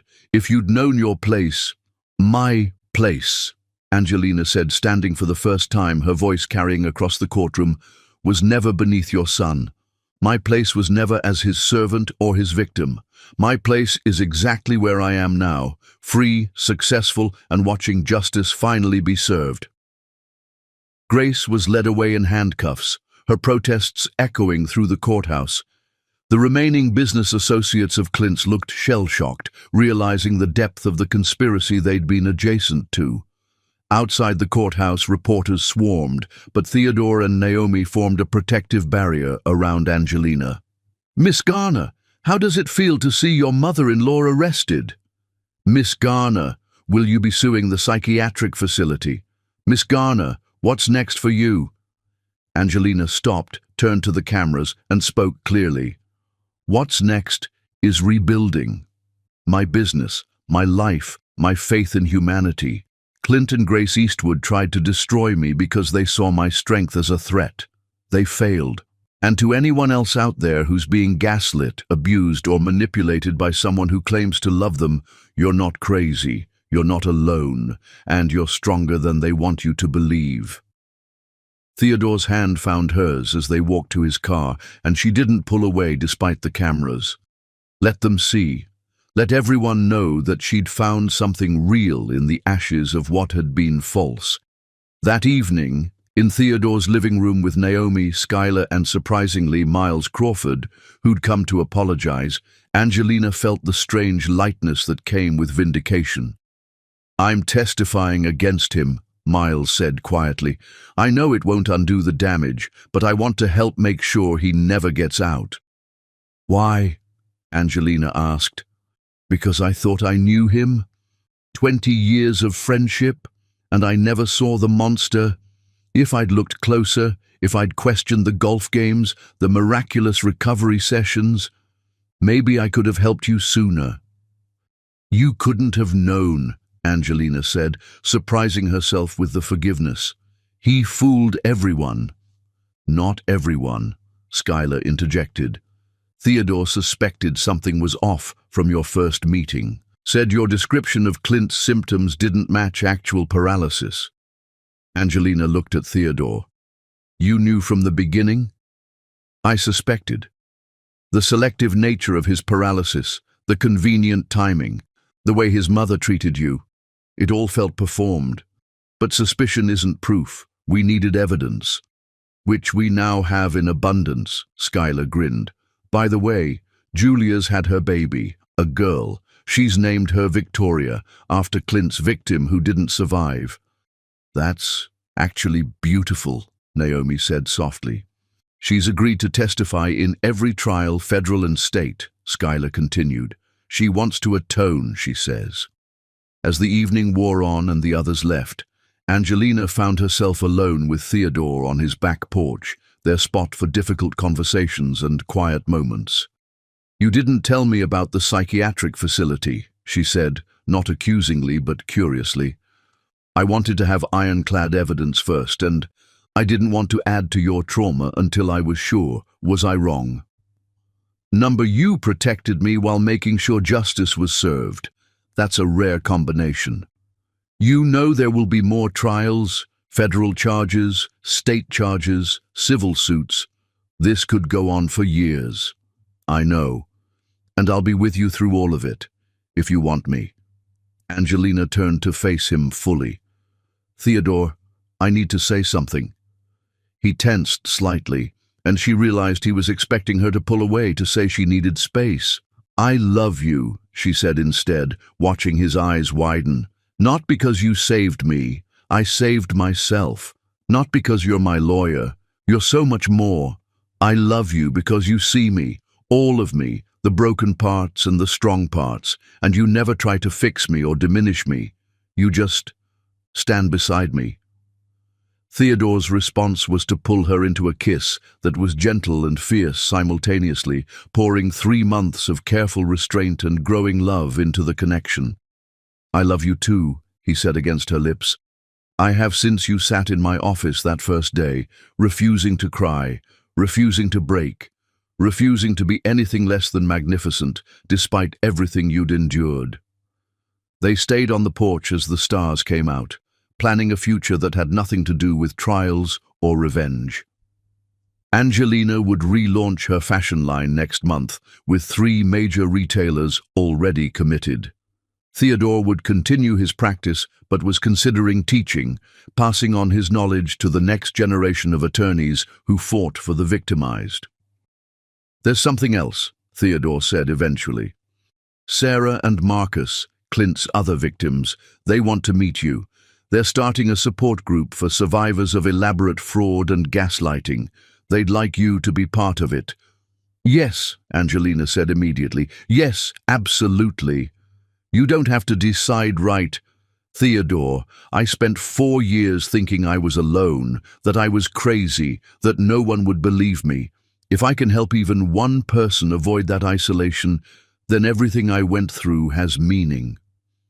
He held her closer, and she felt the last of her walls crumble. Not the walls that protected her, those she'd keep, having earned them through survival, but the walls that prevented her from being fully present, fully trusting, fully alive. Tomorrow, Grace would be arraigned. Next week, Clint's federal trial would begin. There would be more revelations, more pain dredged up, more moments where the scar tissue would ache. But tonight, Angelina Garner was free, loved, and learning to breathe again. And that was more than enough. It was everything. Chapter 8. The Testimony of Truth. The federal courtroom was standing room only. 4 months had passed since Clint's arrest, and this was the main event. Angelina would take the stand to testify about 4 years of psychological torture, fraud, and attempted destruction. She stood before the mirror in the witness preparation room, wearing a suit she'd designed herself, deep purple, the color of royalty, and bruises healed. Theodore stood behind her, his presence solid and reassuring. "You don't have to do this," he said for the 10th time. "The evidence is overwhelming without your testimony." "Yes, I do," she replied, meeting his eyes in the mirror. "Not for the conviction. You're right, that's assured. But for me, for the woman who spent 4 years doubting her own sanity. She deserves to have her truth spoken aloud in a court of law." Theodore's hands settled on her shoulders, warm and steady. "Then speak it, every word. Leave nothing in the shadows." Elizabeth Harper knocked and entered. "They're ready for you." The walk to the courtroom felt both endless and too brief. Clint sat at the defense table, no longer pretending paralysis, wearing an expensive suit that couldn't hide the orange jumpsuit underneath. He'd lost weight, his face gaunt, but his eyes still held that calculating coldness. As Angelina took the oath, her hand steady on the Bible, she felt the weight of the moment. Not just her story, but Sarah's, Marcus's, Victoria's, and any unknown victims who might be listening. "Miss Garner," Elizabeth began, "please tell the court how you met the defendant." Angelina's voice came out clear, stronger than she'd expected. "At a fashion gala in Manhattan, March 2016. I'd just been featured in Forbes. He approached me with congratulations, said he'd been following my career." What happened next? "He courted me intensively, flowers daily, surprise trips, constant attention. He learned everything about me, my mother's recent death, my father's illness, my dreams for my company. Looking back, it was reconnaissance, not romance." "When did you marry?" "September 2017. A small ceremony. He said he preferred intimate gatherings. Really, he didn't want many witnesses to his performance." "Tell us about the accident." Angelina took a breath, feeling Theodore's supportive presence in the gallery. "May 15th, 2019. I was supposed to fly to Milan for Fashion Week. The night before, I received a call that Clint had been in a catastrophic accident. The doctor, who I now know was paid off, said he was paralyzed from the waist down." "What did you do?" "I cancelled everything. Milan, investor meetings, my entire life. I devoted myself to his care." "Can you describe a typical day during those 4 years?" This was the hard part. the minutiae of manipulation that sounded almost mundane but had nearly destroyed her. I woke at 5 a.m. to prepare his medications, 23 pills that I now know were mostly vitamins and placebos. I'd help him to the bathroom. He insisted I support his full weight, which I now understand was him enjoying my physical strain. Breakfast had to be exactly right. The eggs couldn't touch the toast. The coffee had to be 147 degrees. If anything was wrong, he'd have spasms that he blamed on my carelessness. Continue. I'd bathe him. Her voice caught slightly, but she pushed through. He insisted only I could do it properly. He'd make me wash him intimately while apologizing that he couldn't be a real husband. He'd cry sometimes, these crocodile tears about failing me as a man. I'd comfort him, tell him it didn't matter, that I loved him regardless. He'd look away like he was ashamed, but I now know he was hiding laughter. Clint shifted in his seat, his jaw clenched. Good, let him hear it. Physical therapy came next. I'd move his legs through exercises while he screamed in fake pain. If I suggested a professional therapist, he'd accuse me of wanting to abandon him. His mother would visit during lunch, criticizing everything, how I'd dressed him, how I'd styled his hair, how my presence was probably hindering his recovery because I was too aggressive in my caregiving. How did this affect your business? I lost everything. Clients couldn't rely on someone who cancelled meetings for medical emergencies. Emergencies Clint would fake whenever I had important calls. Investors pulled out when I missed Milan. My employees had to find other jobs. 4 years of building, gone in 6 months. What about your personal relationships? I missed my father's final months. Clint would have mysterious crises whenever I planned to visit Dad. I missed his funeral because Clint had a seizure that morning. My sister Naomi was the only family I maintained contact with, and even that was strained because Clint would monitor our calls, sometimes pretending to fall from his wheelchair if I talked too long. Elizabeth introduced evidence, the journal, financial records, medical reports. Miss Garner, this journal documents the defendant's plan to have you institutionalized. Were you aware of this? Not until after his arrest. But looking back, the groundwork was being laid. Things would go missing, and Grace would suggest I was becoming forgetful. I'd find myself in rooms with no memory of going there. I now know Clint was drugging my tea. They had me doubting my own sanity. How did you discover the deception? Angelina looked directly at Clint for the first time. I came home early from visiting Naomi. I heard laughter from our bedroom, intimate laughter. I found my paralyzed husband standing, holding Julia Foster, our maid. Not just standing, moving with the strength and grace of someone who'd never known a wheelchair. What did you do? I wanted to scream, to rage, to destroy everything in that room. Instead, I left quietly and called my sister. She connected me with Mr. Whitmore, and we began building our case. Why didn't you confront him immediately? Because I knew him by then. 4 years of manipulation had taught me how his mind worked. He'd have spun it, made me the villain, possibly had me arrested or committed. I needed proof, and I needed protection. The defense attorney, Harrison Vale, stood for cross-examination. He was good. Clint could afford the best, but Angelina was ready. Miss Garner, you're a successful businesswoman, correct? I was. I'm rebuilding now. Intelligent, educated, sophisticated, yet you expect us to believe you were fooled for 4 years? Yes, she said simply, because love makes us vulnerable, because when someone you trust tells you they're paralyzed, you don't demand nerve conduction tests, because gaslighting is designed to make intelligent people doubt themselves. You never once suspected? I suspected something was wrong, but I suspected myself, not him. That's what psychological abuse does. It turns your own mind against you.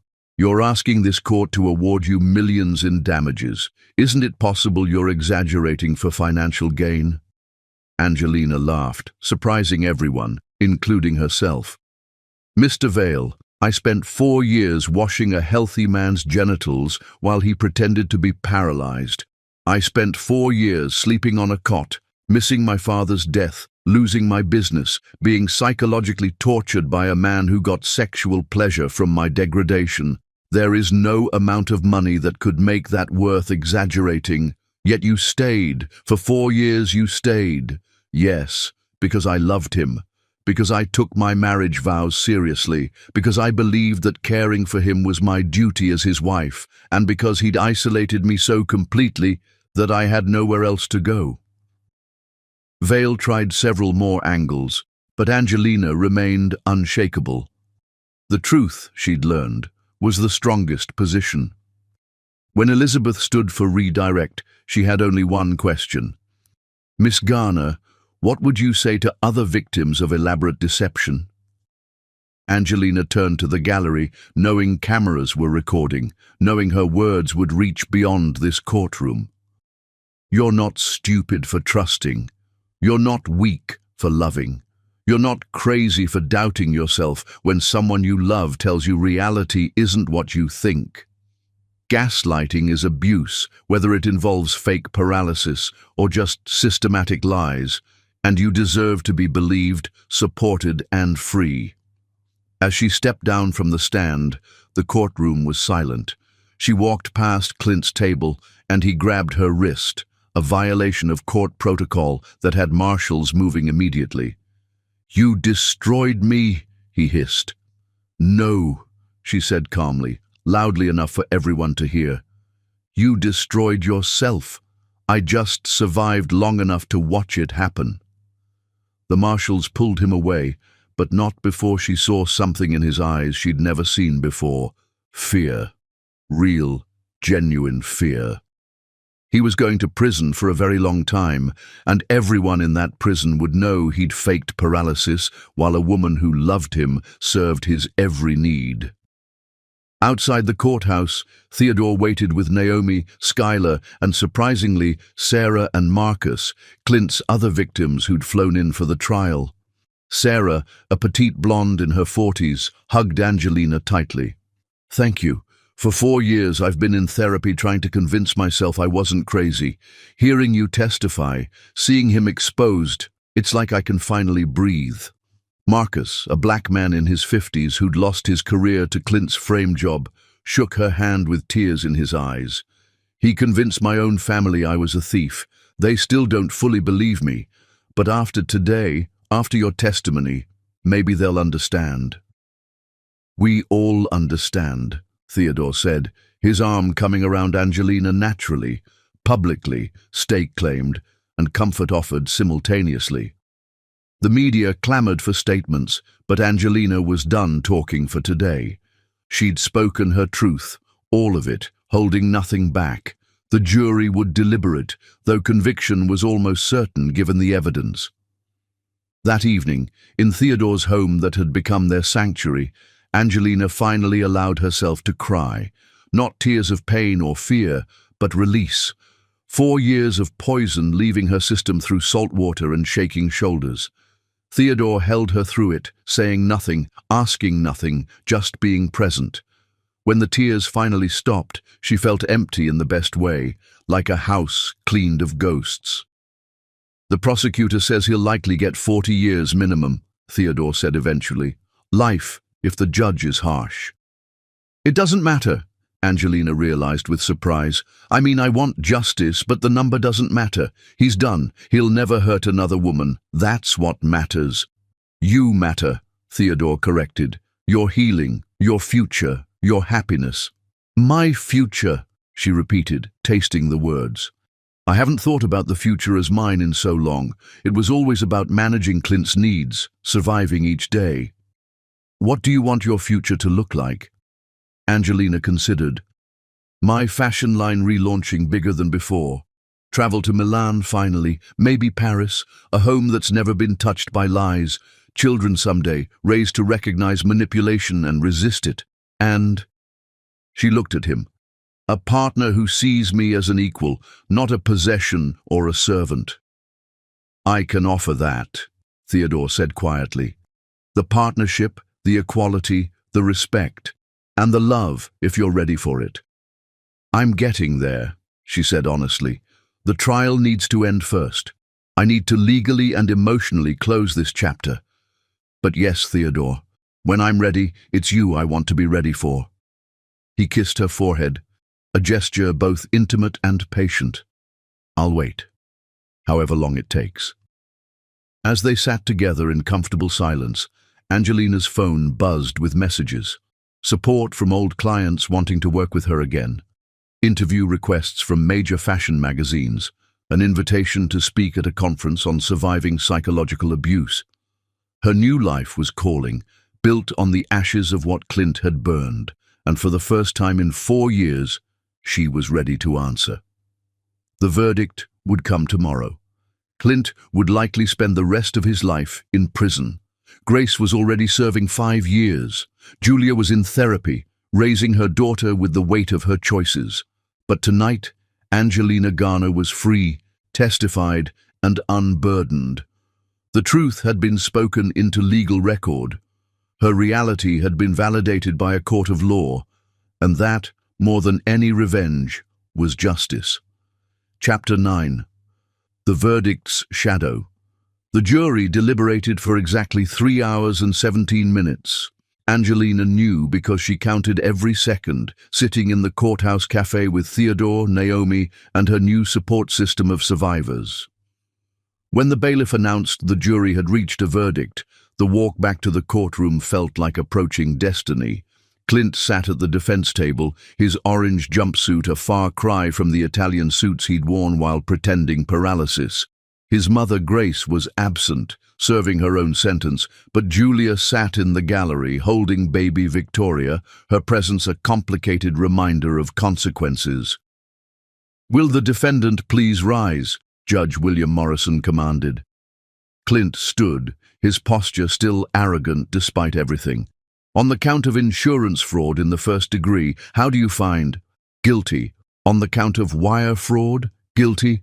"On the count of securities fraud?" "Guilty."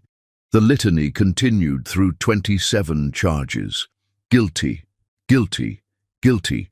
Each verdict fell like a stone, building a wall between Clint's past freedom and his future imprisonment. On the count of conspiracy to commit false imprisonment. Guilty. On the count of intentional infliction of emotional distress. Guilty. When the final verdict was read, the courtroom held its breath for sentencing. Judge Morrison looked at Clint with undisguised contempt.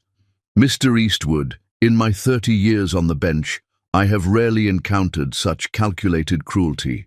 You didn't just defraud insurance companies and investors. You systematically destroyed a woman who loved you for sport and profit. You've shown no remorse, no acknowledgement of the pain you've caused." Clint's jaw clenched, but he remained silent. "I sentence you to 45 years in federal prison without the possibility of parole. Additionally, all assets obtained through fraud are to be liquidated and distributed to your victims, with Miss Garner as primary beneficiary, given the extent of her losses." The gavel fell with finality. Clint turned to stare at Angelina, his eyes promising retribution, even from behind bars. But she didn't flinch. His power over her had died the moment she'd seen him walking with Julia. This was just the funeral.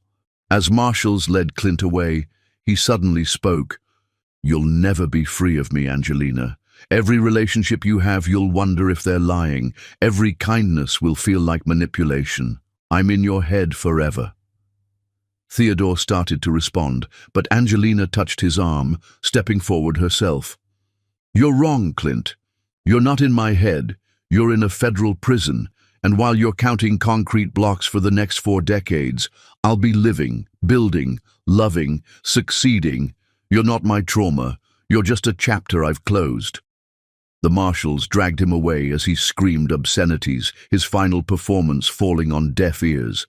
Outside the courthouse, the media frenzy was overwhelming, but this time, Angelina was ready. "Miss Garner, how do you feel about the verdict? Justice was served, but this isn't about revenge, it's about prevention. If my story prevents one person from being gaslit, manipulated, or abused, then the pain was worth something." "What's next for you?" "Living. My fashion line relaunches next month with major retailers. I'm also starting a foundation for victims of elaborate fraud and psychological abuse. It's time to transform pain into purpose. And your relationship with Mr. Whitmore. She looked at Theodore, who stood protective but not possessive beside her. Mr. Whitmore was my attorney. He's now something more. He tensed slightly. She'd learned he always expected bad news, a vestige of his own childhood trauma. I'm ready, she said simply. For us. For real. No more waiting, no more healing first, no more keeping you at arm's length. I want to build something with you. A life, a future, maybe even those children I mentioned once. His response was to pull her into his arms, holding her like she was precious but not fragile, valuable but not possession. Are you sure? I've spent 6 months in therapy learning to trust my own judgment again. Yes, I'm sure. The question is, are you? I come with baggage. We all have baggage. The difference is you've unpacked yours, examined it, and decided what to keep and what to throw away. That's not damage. That's wisdom. I love you, she said, the words coming easier now with practice. I love you too. Have since the moment you refused to cry in my office, determined to fight rather than break. They stood together as the party continued below, the noise and celebration a backdrop to their quiet moment. Tomorrow there would be orders to fill, interviews to give, a business to run. But tonight, Angelina Garner was exactly where she wanted to be, in the arms of a man who saw her strength and her scars and treasured both. There's one more thing, Theodore said, pulling back slightly. I've been carrying this for 2 months, waiting for the right moment. He pulled out a small velvet box, and Angelina's breath caught. I'm not proposing, he said quickly. Not yet. You deserve a proper proposal when you're ready, with romance and planning and everything you missed the first time. This is a promise ring, a promise that when you're ready, I'll be here, that I'll never lie to you, never manipulate you, never be anything but honest about who I am and what I feel. The ring was simple, elegant, a single sapphire surrounded by small diamonds, nothing like the ostentatious diamond Clint had given her to mark his ownership. It's perfect, she whispered, letting him slide it onto her right hand. When you're ready to move it to your left hand, just say the word.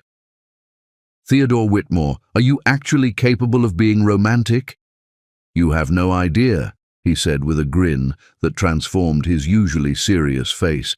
I've been planning our first proper date for 6 months. I have spreadsheets. She laughed, really laughed, the sound carrying across the night air like freedom itself. Chapter 10. Love's Ultimate Revenge. 1 year later, Angelina stood in the Milanese showroom she'd dreamed of for a decade, watching buyers from around the world examine her latest collection. Resurrection had been a statement, Phoenix had been a comeback, but Unconquered was a victory lap. Theodore sat in the corner, working on his laptop, having flown in to support her, but understanding she needed to do this alone. He'd become remarkably good at being present without overshadowing, supportive without suffocating. Miss Garner, called Adriana Versace, the legendary buyer who'd rejected her meeting 6 years ago when Clint's fake accident had derailed everything. This collection is extraordinary. The way you've woven strength and vulnerability into each piece. It's autobiographical, isn't it? All fashion is autobiography, Angelina replied. We just don't always admit it. I want exclusive European rights. Whatever Nordstrom is paying, I'll double it. The girl who'd slept on a cot beside a fake invalid's bed would have cried. The woman who'd survived and thrived simply smiled. I'll have my team send you the contracts.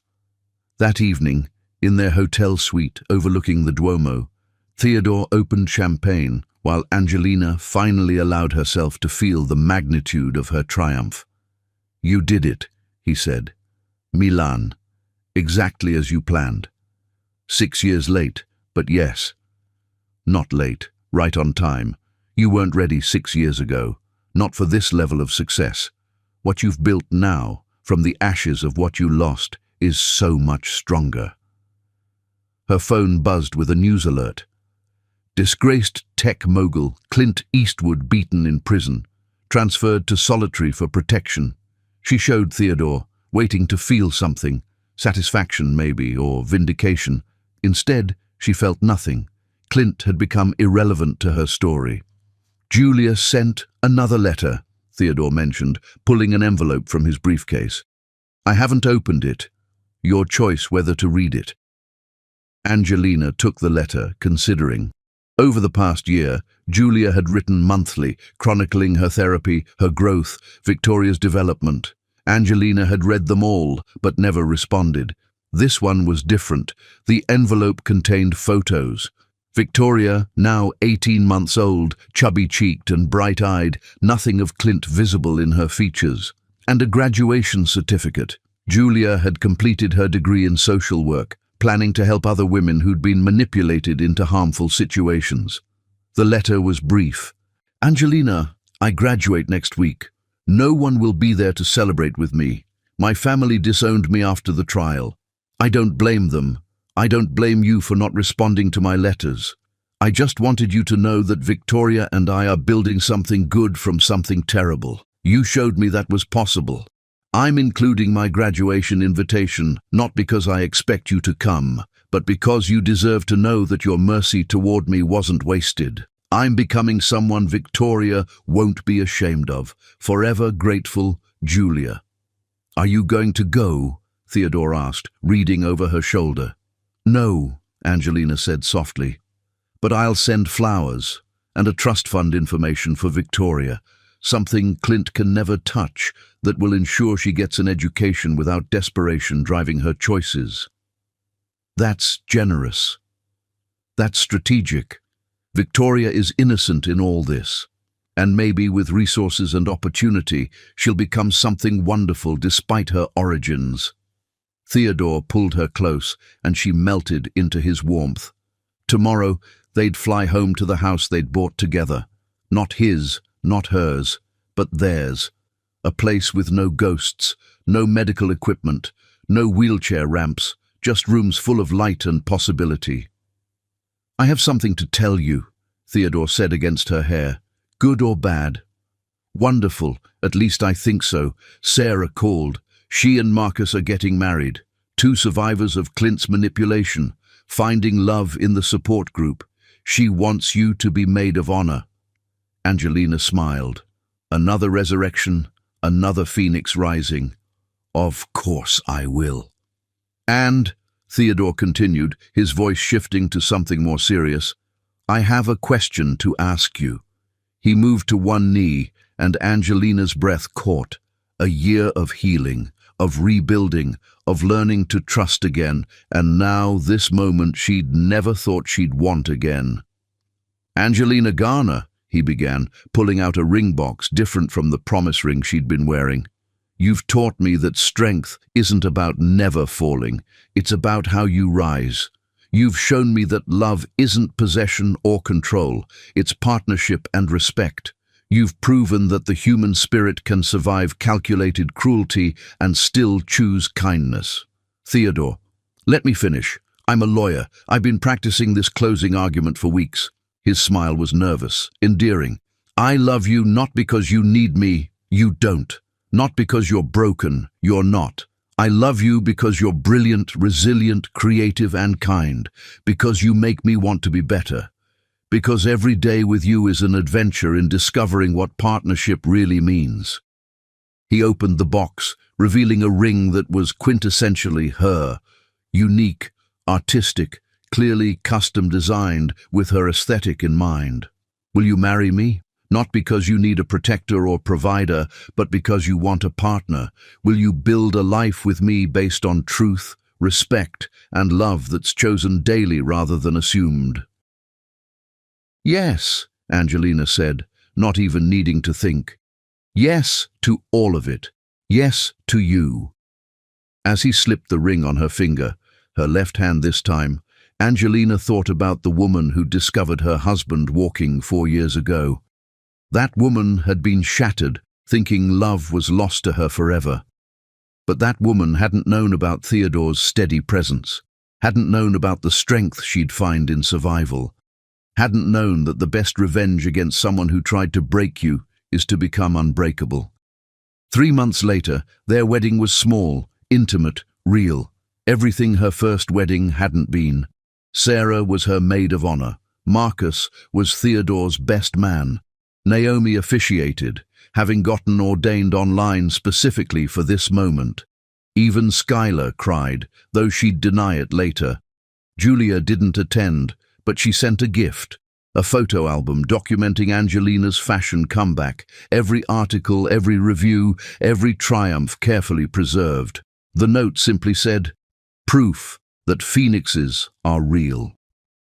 As Theodore and Angelina exchanged vows they'd written themselves, promises of truth, partnership, and choosing each other daily, a news alert popped up on someone's phone.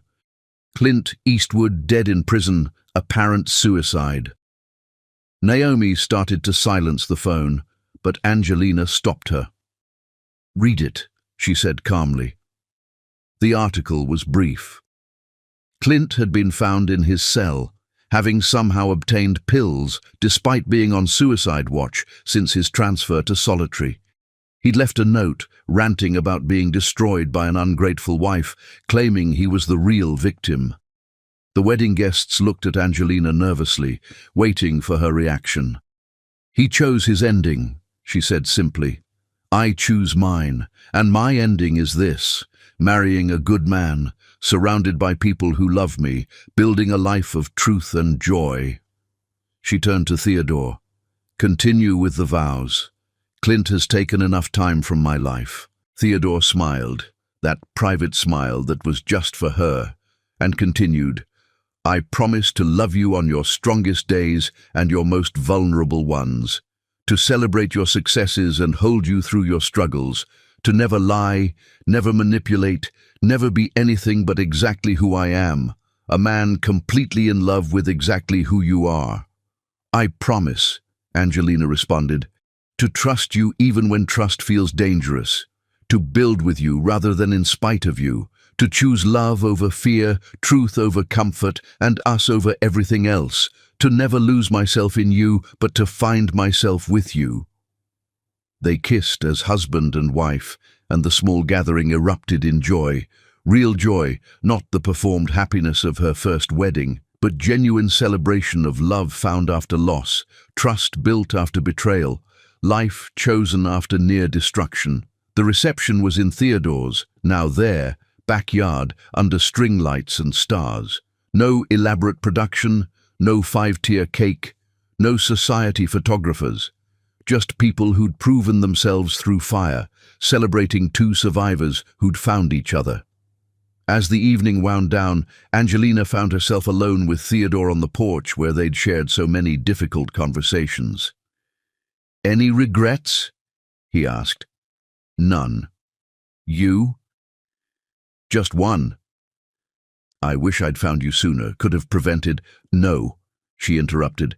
"If you'd found me sooner, I wouldn't have been ready. I would have been the girl who thought love meant sacrifice, who confused devotion with servitude. I had to go through hell to understand what heaven looked like." "And what does heaven look like?" "Like this, like truth, like partnership, like love that strengthens rather than diminishes." She paused, then smiled. "Like really good sex with someone who actually wants me." Theodore laughed, pulling her closer. "Just really good." "Mind-blowing," she amended. "Turns out when your partner isn't faking paralysis, intimacy is actually intimate." They stood together, watching guests dance in their backyard, Sarah and Marcus lost in each other, Naomi teaching Skylar some complicated step, even baby Victoria, brought by a friend of Julia's, toddling around in a flower girl dress they'd sent despite Julia's absence. "This is my revenge," Angelina said softly. "Not his death, not his imprisonment. This, being happy, being loved, being free. He tried to convince me I was worthless, and instead I discovered I'm invaluable. He tried to break me, and instead I became unbreakable. He tried to make me disappear, and instead I became unmissable. And unforgettable, Theodore added, kissing her temple. 6 months later, when Angelina discovered she was pregnant, she thought of Clint's journal entry about her never having children, about dying alone and broken. She placed a hand on her still flat stomach and smiled. 2 years later, when their daughter was born, healthy, perfect, surrounded by love from the moment she drew breath, Angelina named her Victoria Hope. Victoria for the woman who hadn't survived Clint's abuse, but whose story had helped convict him. Hope for what Angelina had never lost, even in the darkest moments. 5 years later, when Angelina's fashion empire had boutiques in 12 countries and employed over 500 people, she kept a photo on her desk. From that night she'd discovered Clint walking, not as a reminder of pain, but of the moment her real life began. 10 years later, when Theodore was nominated for a judgeship based on his work defending abuse survivors, Angelina stood beside him at the ceremony, their 2 children, Victoria Hope and James Truth, playing at their feet. "You know what the best revenge really is?" she asked Theodore that night as they watched their children sleep. "What?" "Forgetting to think about revenge at all. Days go by now when I don't think of him, weeks sometimes. He's become nothing more than a cautionary tale I tell when it might help someone. He wanted to be the main character in my story, and instead he became a footnote." "Not even a footnote," Theodore corrected, "a typo that got edited out in the final draft." They stood together in the doorway of their children's room, watching small chests rise and fall with peaceful sleep. Children who would grow up knowing love was partnership, that strength wasn't dominance, that trust was earned through consistent truth. Somewhere, Clint's mother Grace was finishing her extended sentence, additional years added for conspiracy charges uncovered during the investigation. Somewhere, Julia was graduating with her master's in social work, Victoria beside her, building a life of service from a foundation of shame. Somewhere, Sarah and Marcus were celebrating their 5th wedding anniversary, proof that broken people could heal each other rather than hurt each other. But in this house, in this moment, Angelina thought of none of them. She thought only of the morning's fashion show, tomorrow's family picnic, the weekend's trip to see Naomi's new baby. She thought of life, rich, full, honest life, built on the ashes of what had tried to destroy her. "I love you," Theodore said, words they'd now exchanged thousands of times, each iteration honest, each repetition a choice. "I love you too," she replied, meaning it in ways the woman sleeping on a cot beside a fake invalid could never have imagined. They went to their bedroom, their real bedroom, with a bed big enough for 2, with no medical equipment, no performance, no lies. Just 2 people who'd found each other after walking through hell, who'd chosen to build heaven together. And as Angelina fell asleep in Theodore's arms, she didn't think of revenge at all. She thought of tomorrow's possibilities, next week's challenges, next year's dreams. She thought of the future, bright, honest, and entirely hers. Because the ultimate revenge against someone who tried to steal your life isn't taking theirs. It's living yours so fully, so joyfully, so successfully that their attempt becomes irrelevant. It's thriving so completely that their name becomes just another word you forgot how to spell. In the end, Clint had been right about one thing. Angelina Garner was unforgettable. But he'd been wrong about why. She wasn't unforgettable because of what he'd done to her. She was unforgettable because of what she'd done despite him. And that was the sweetest revenge of all.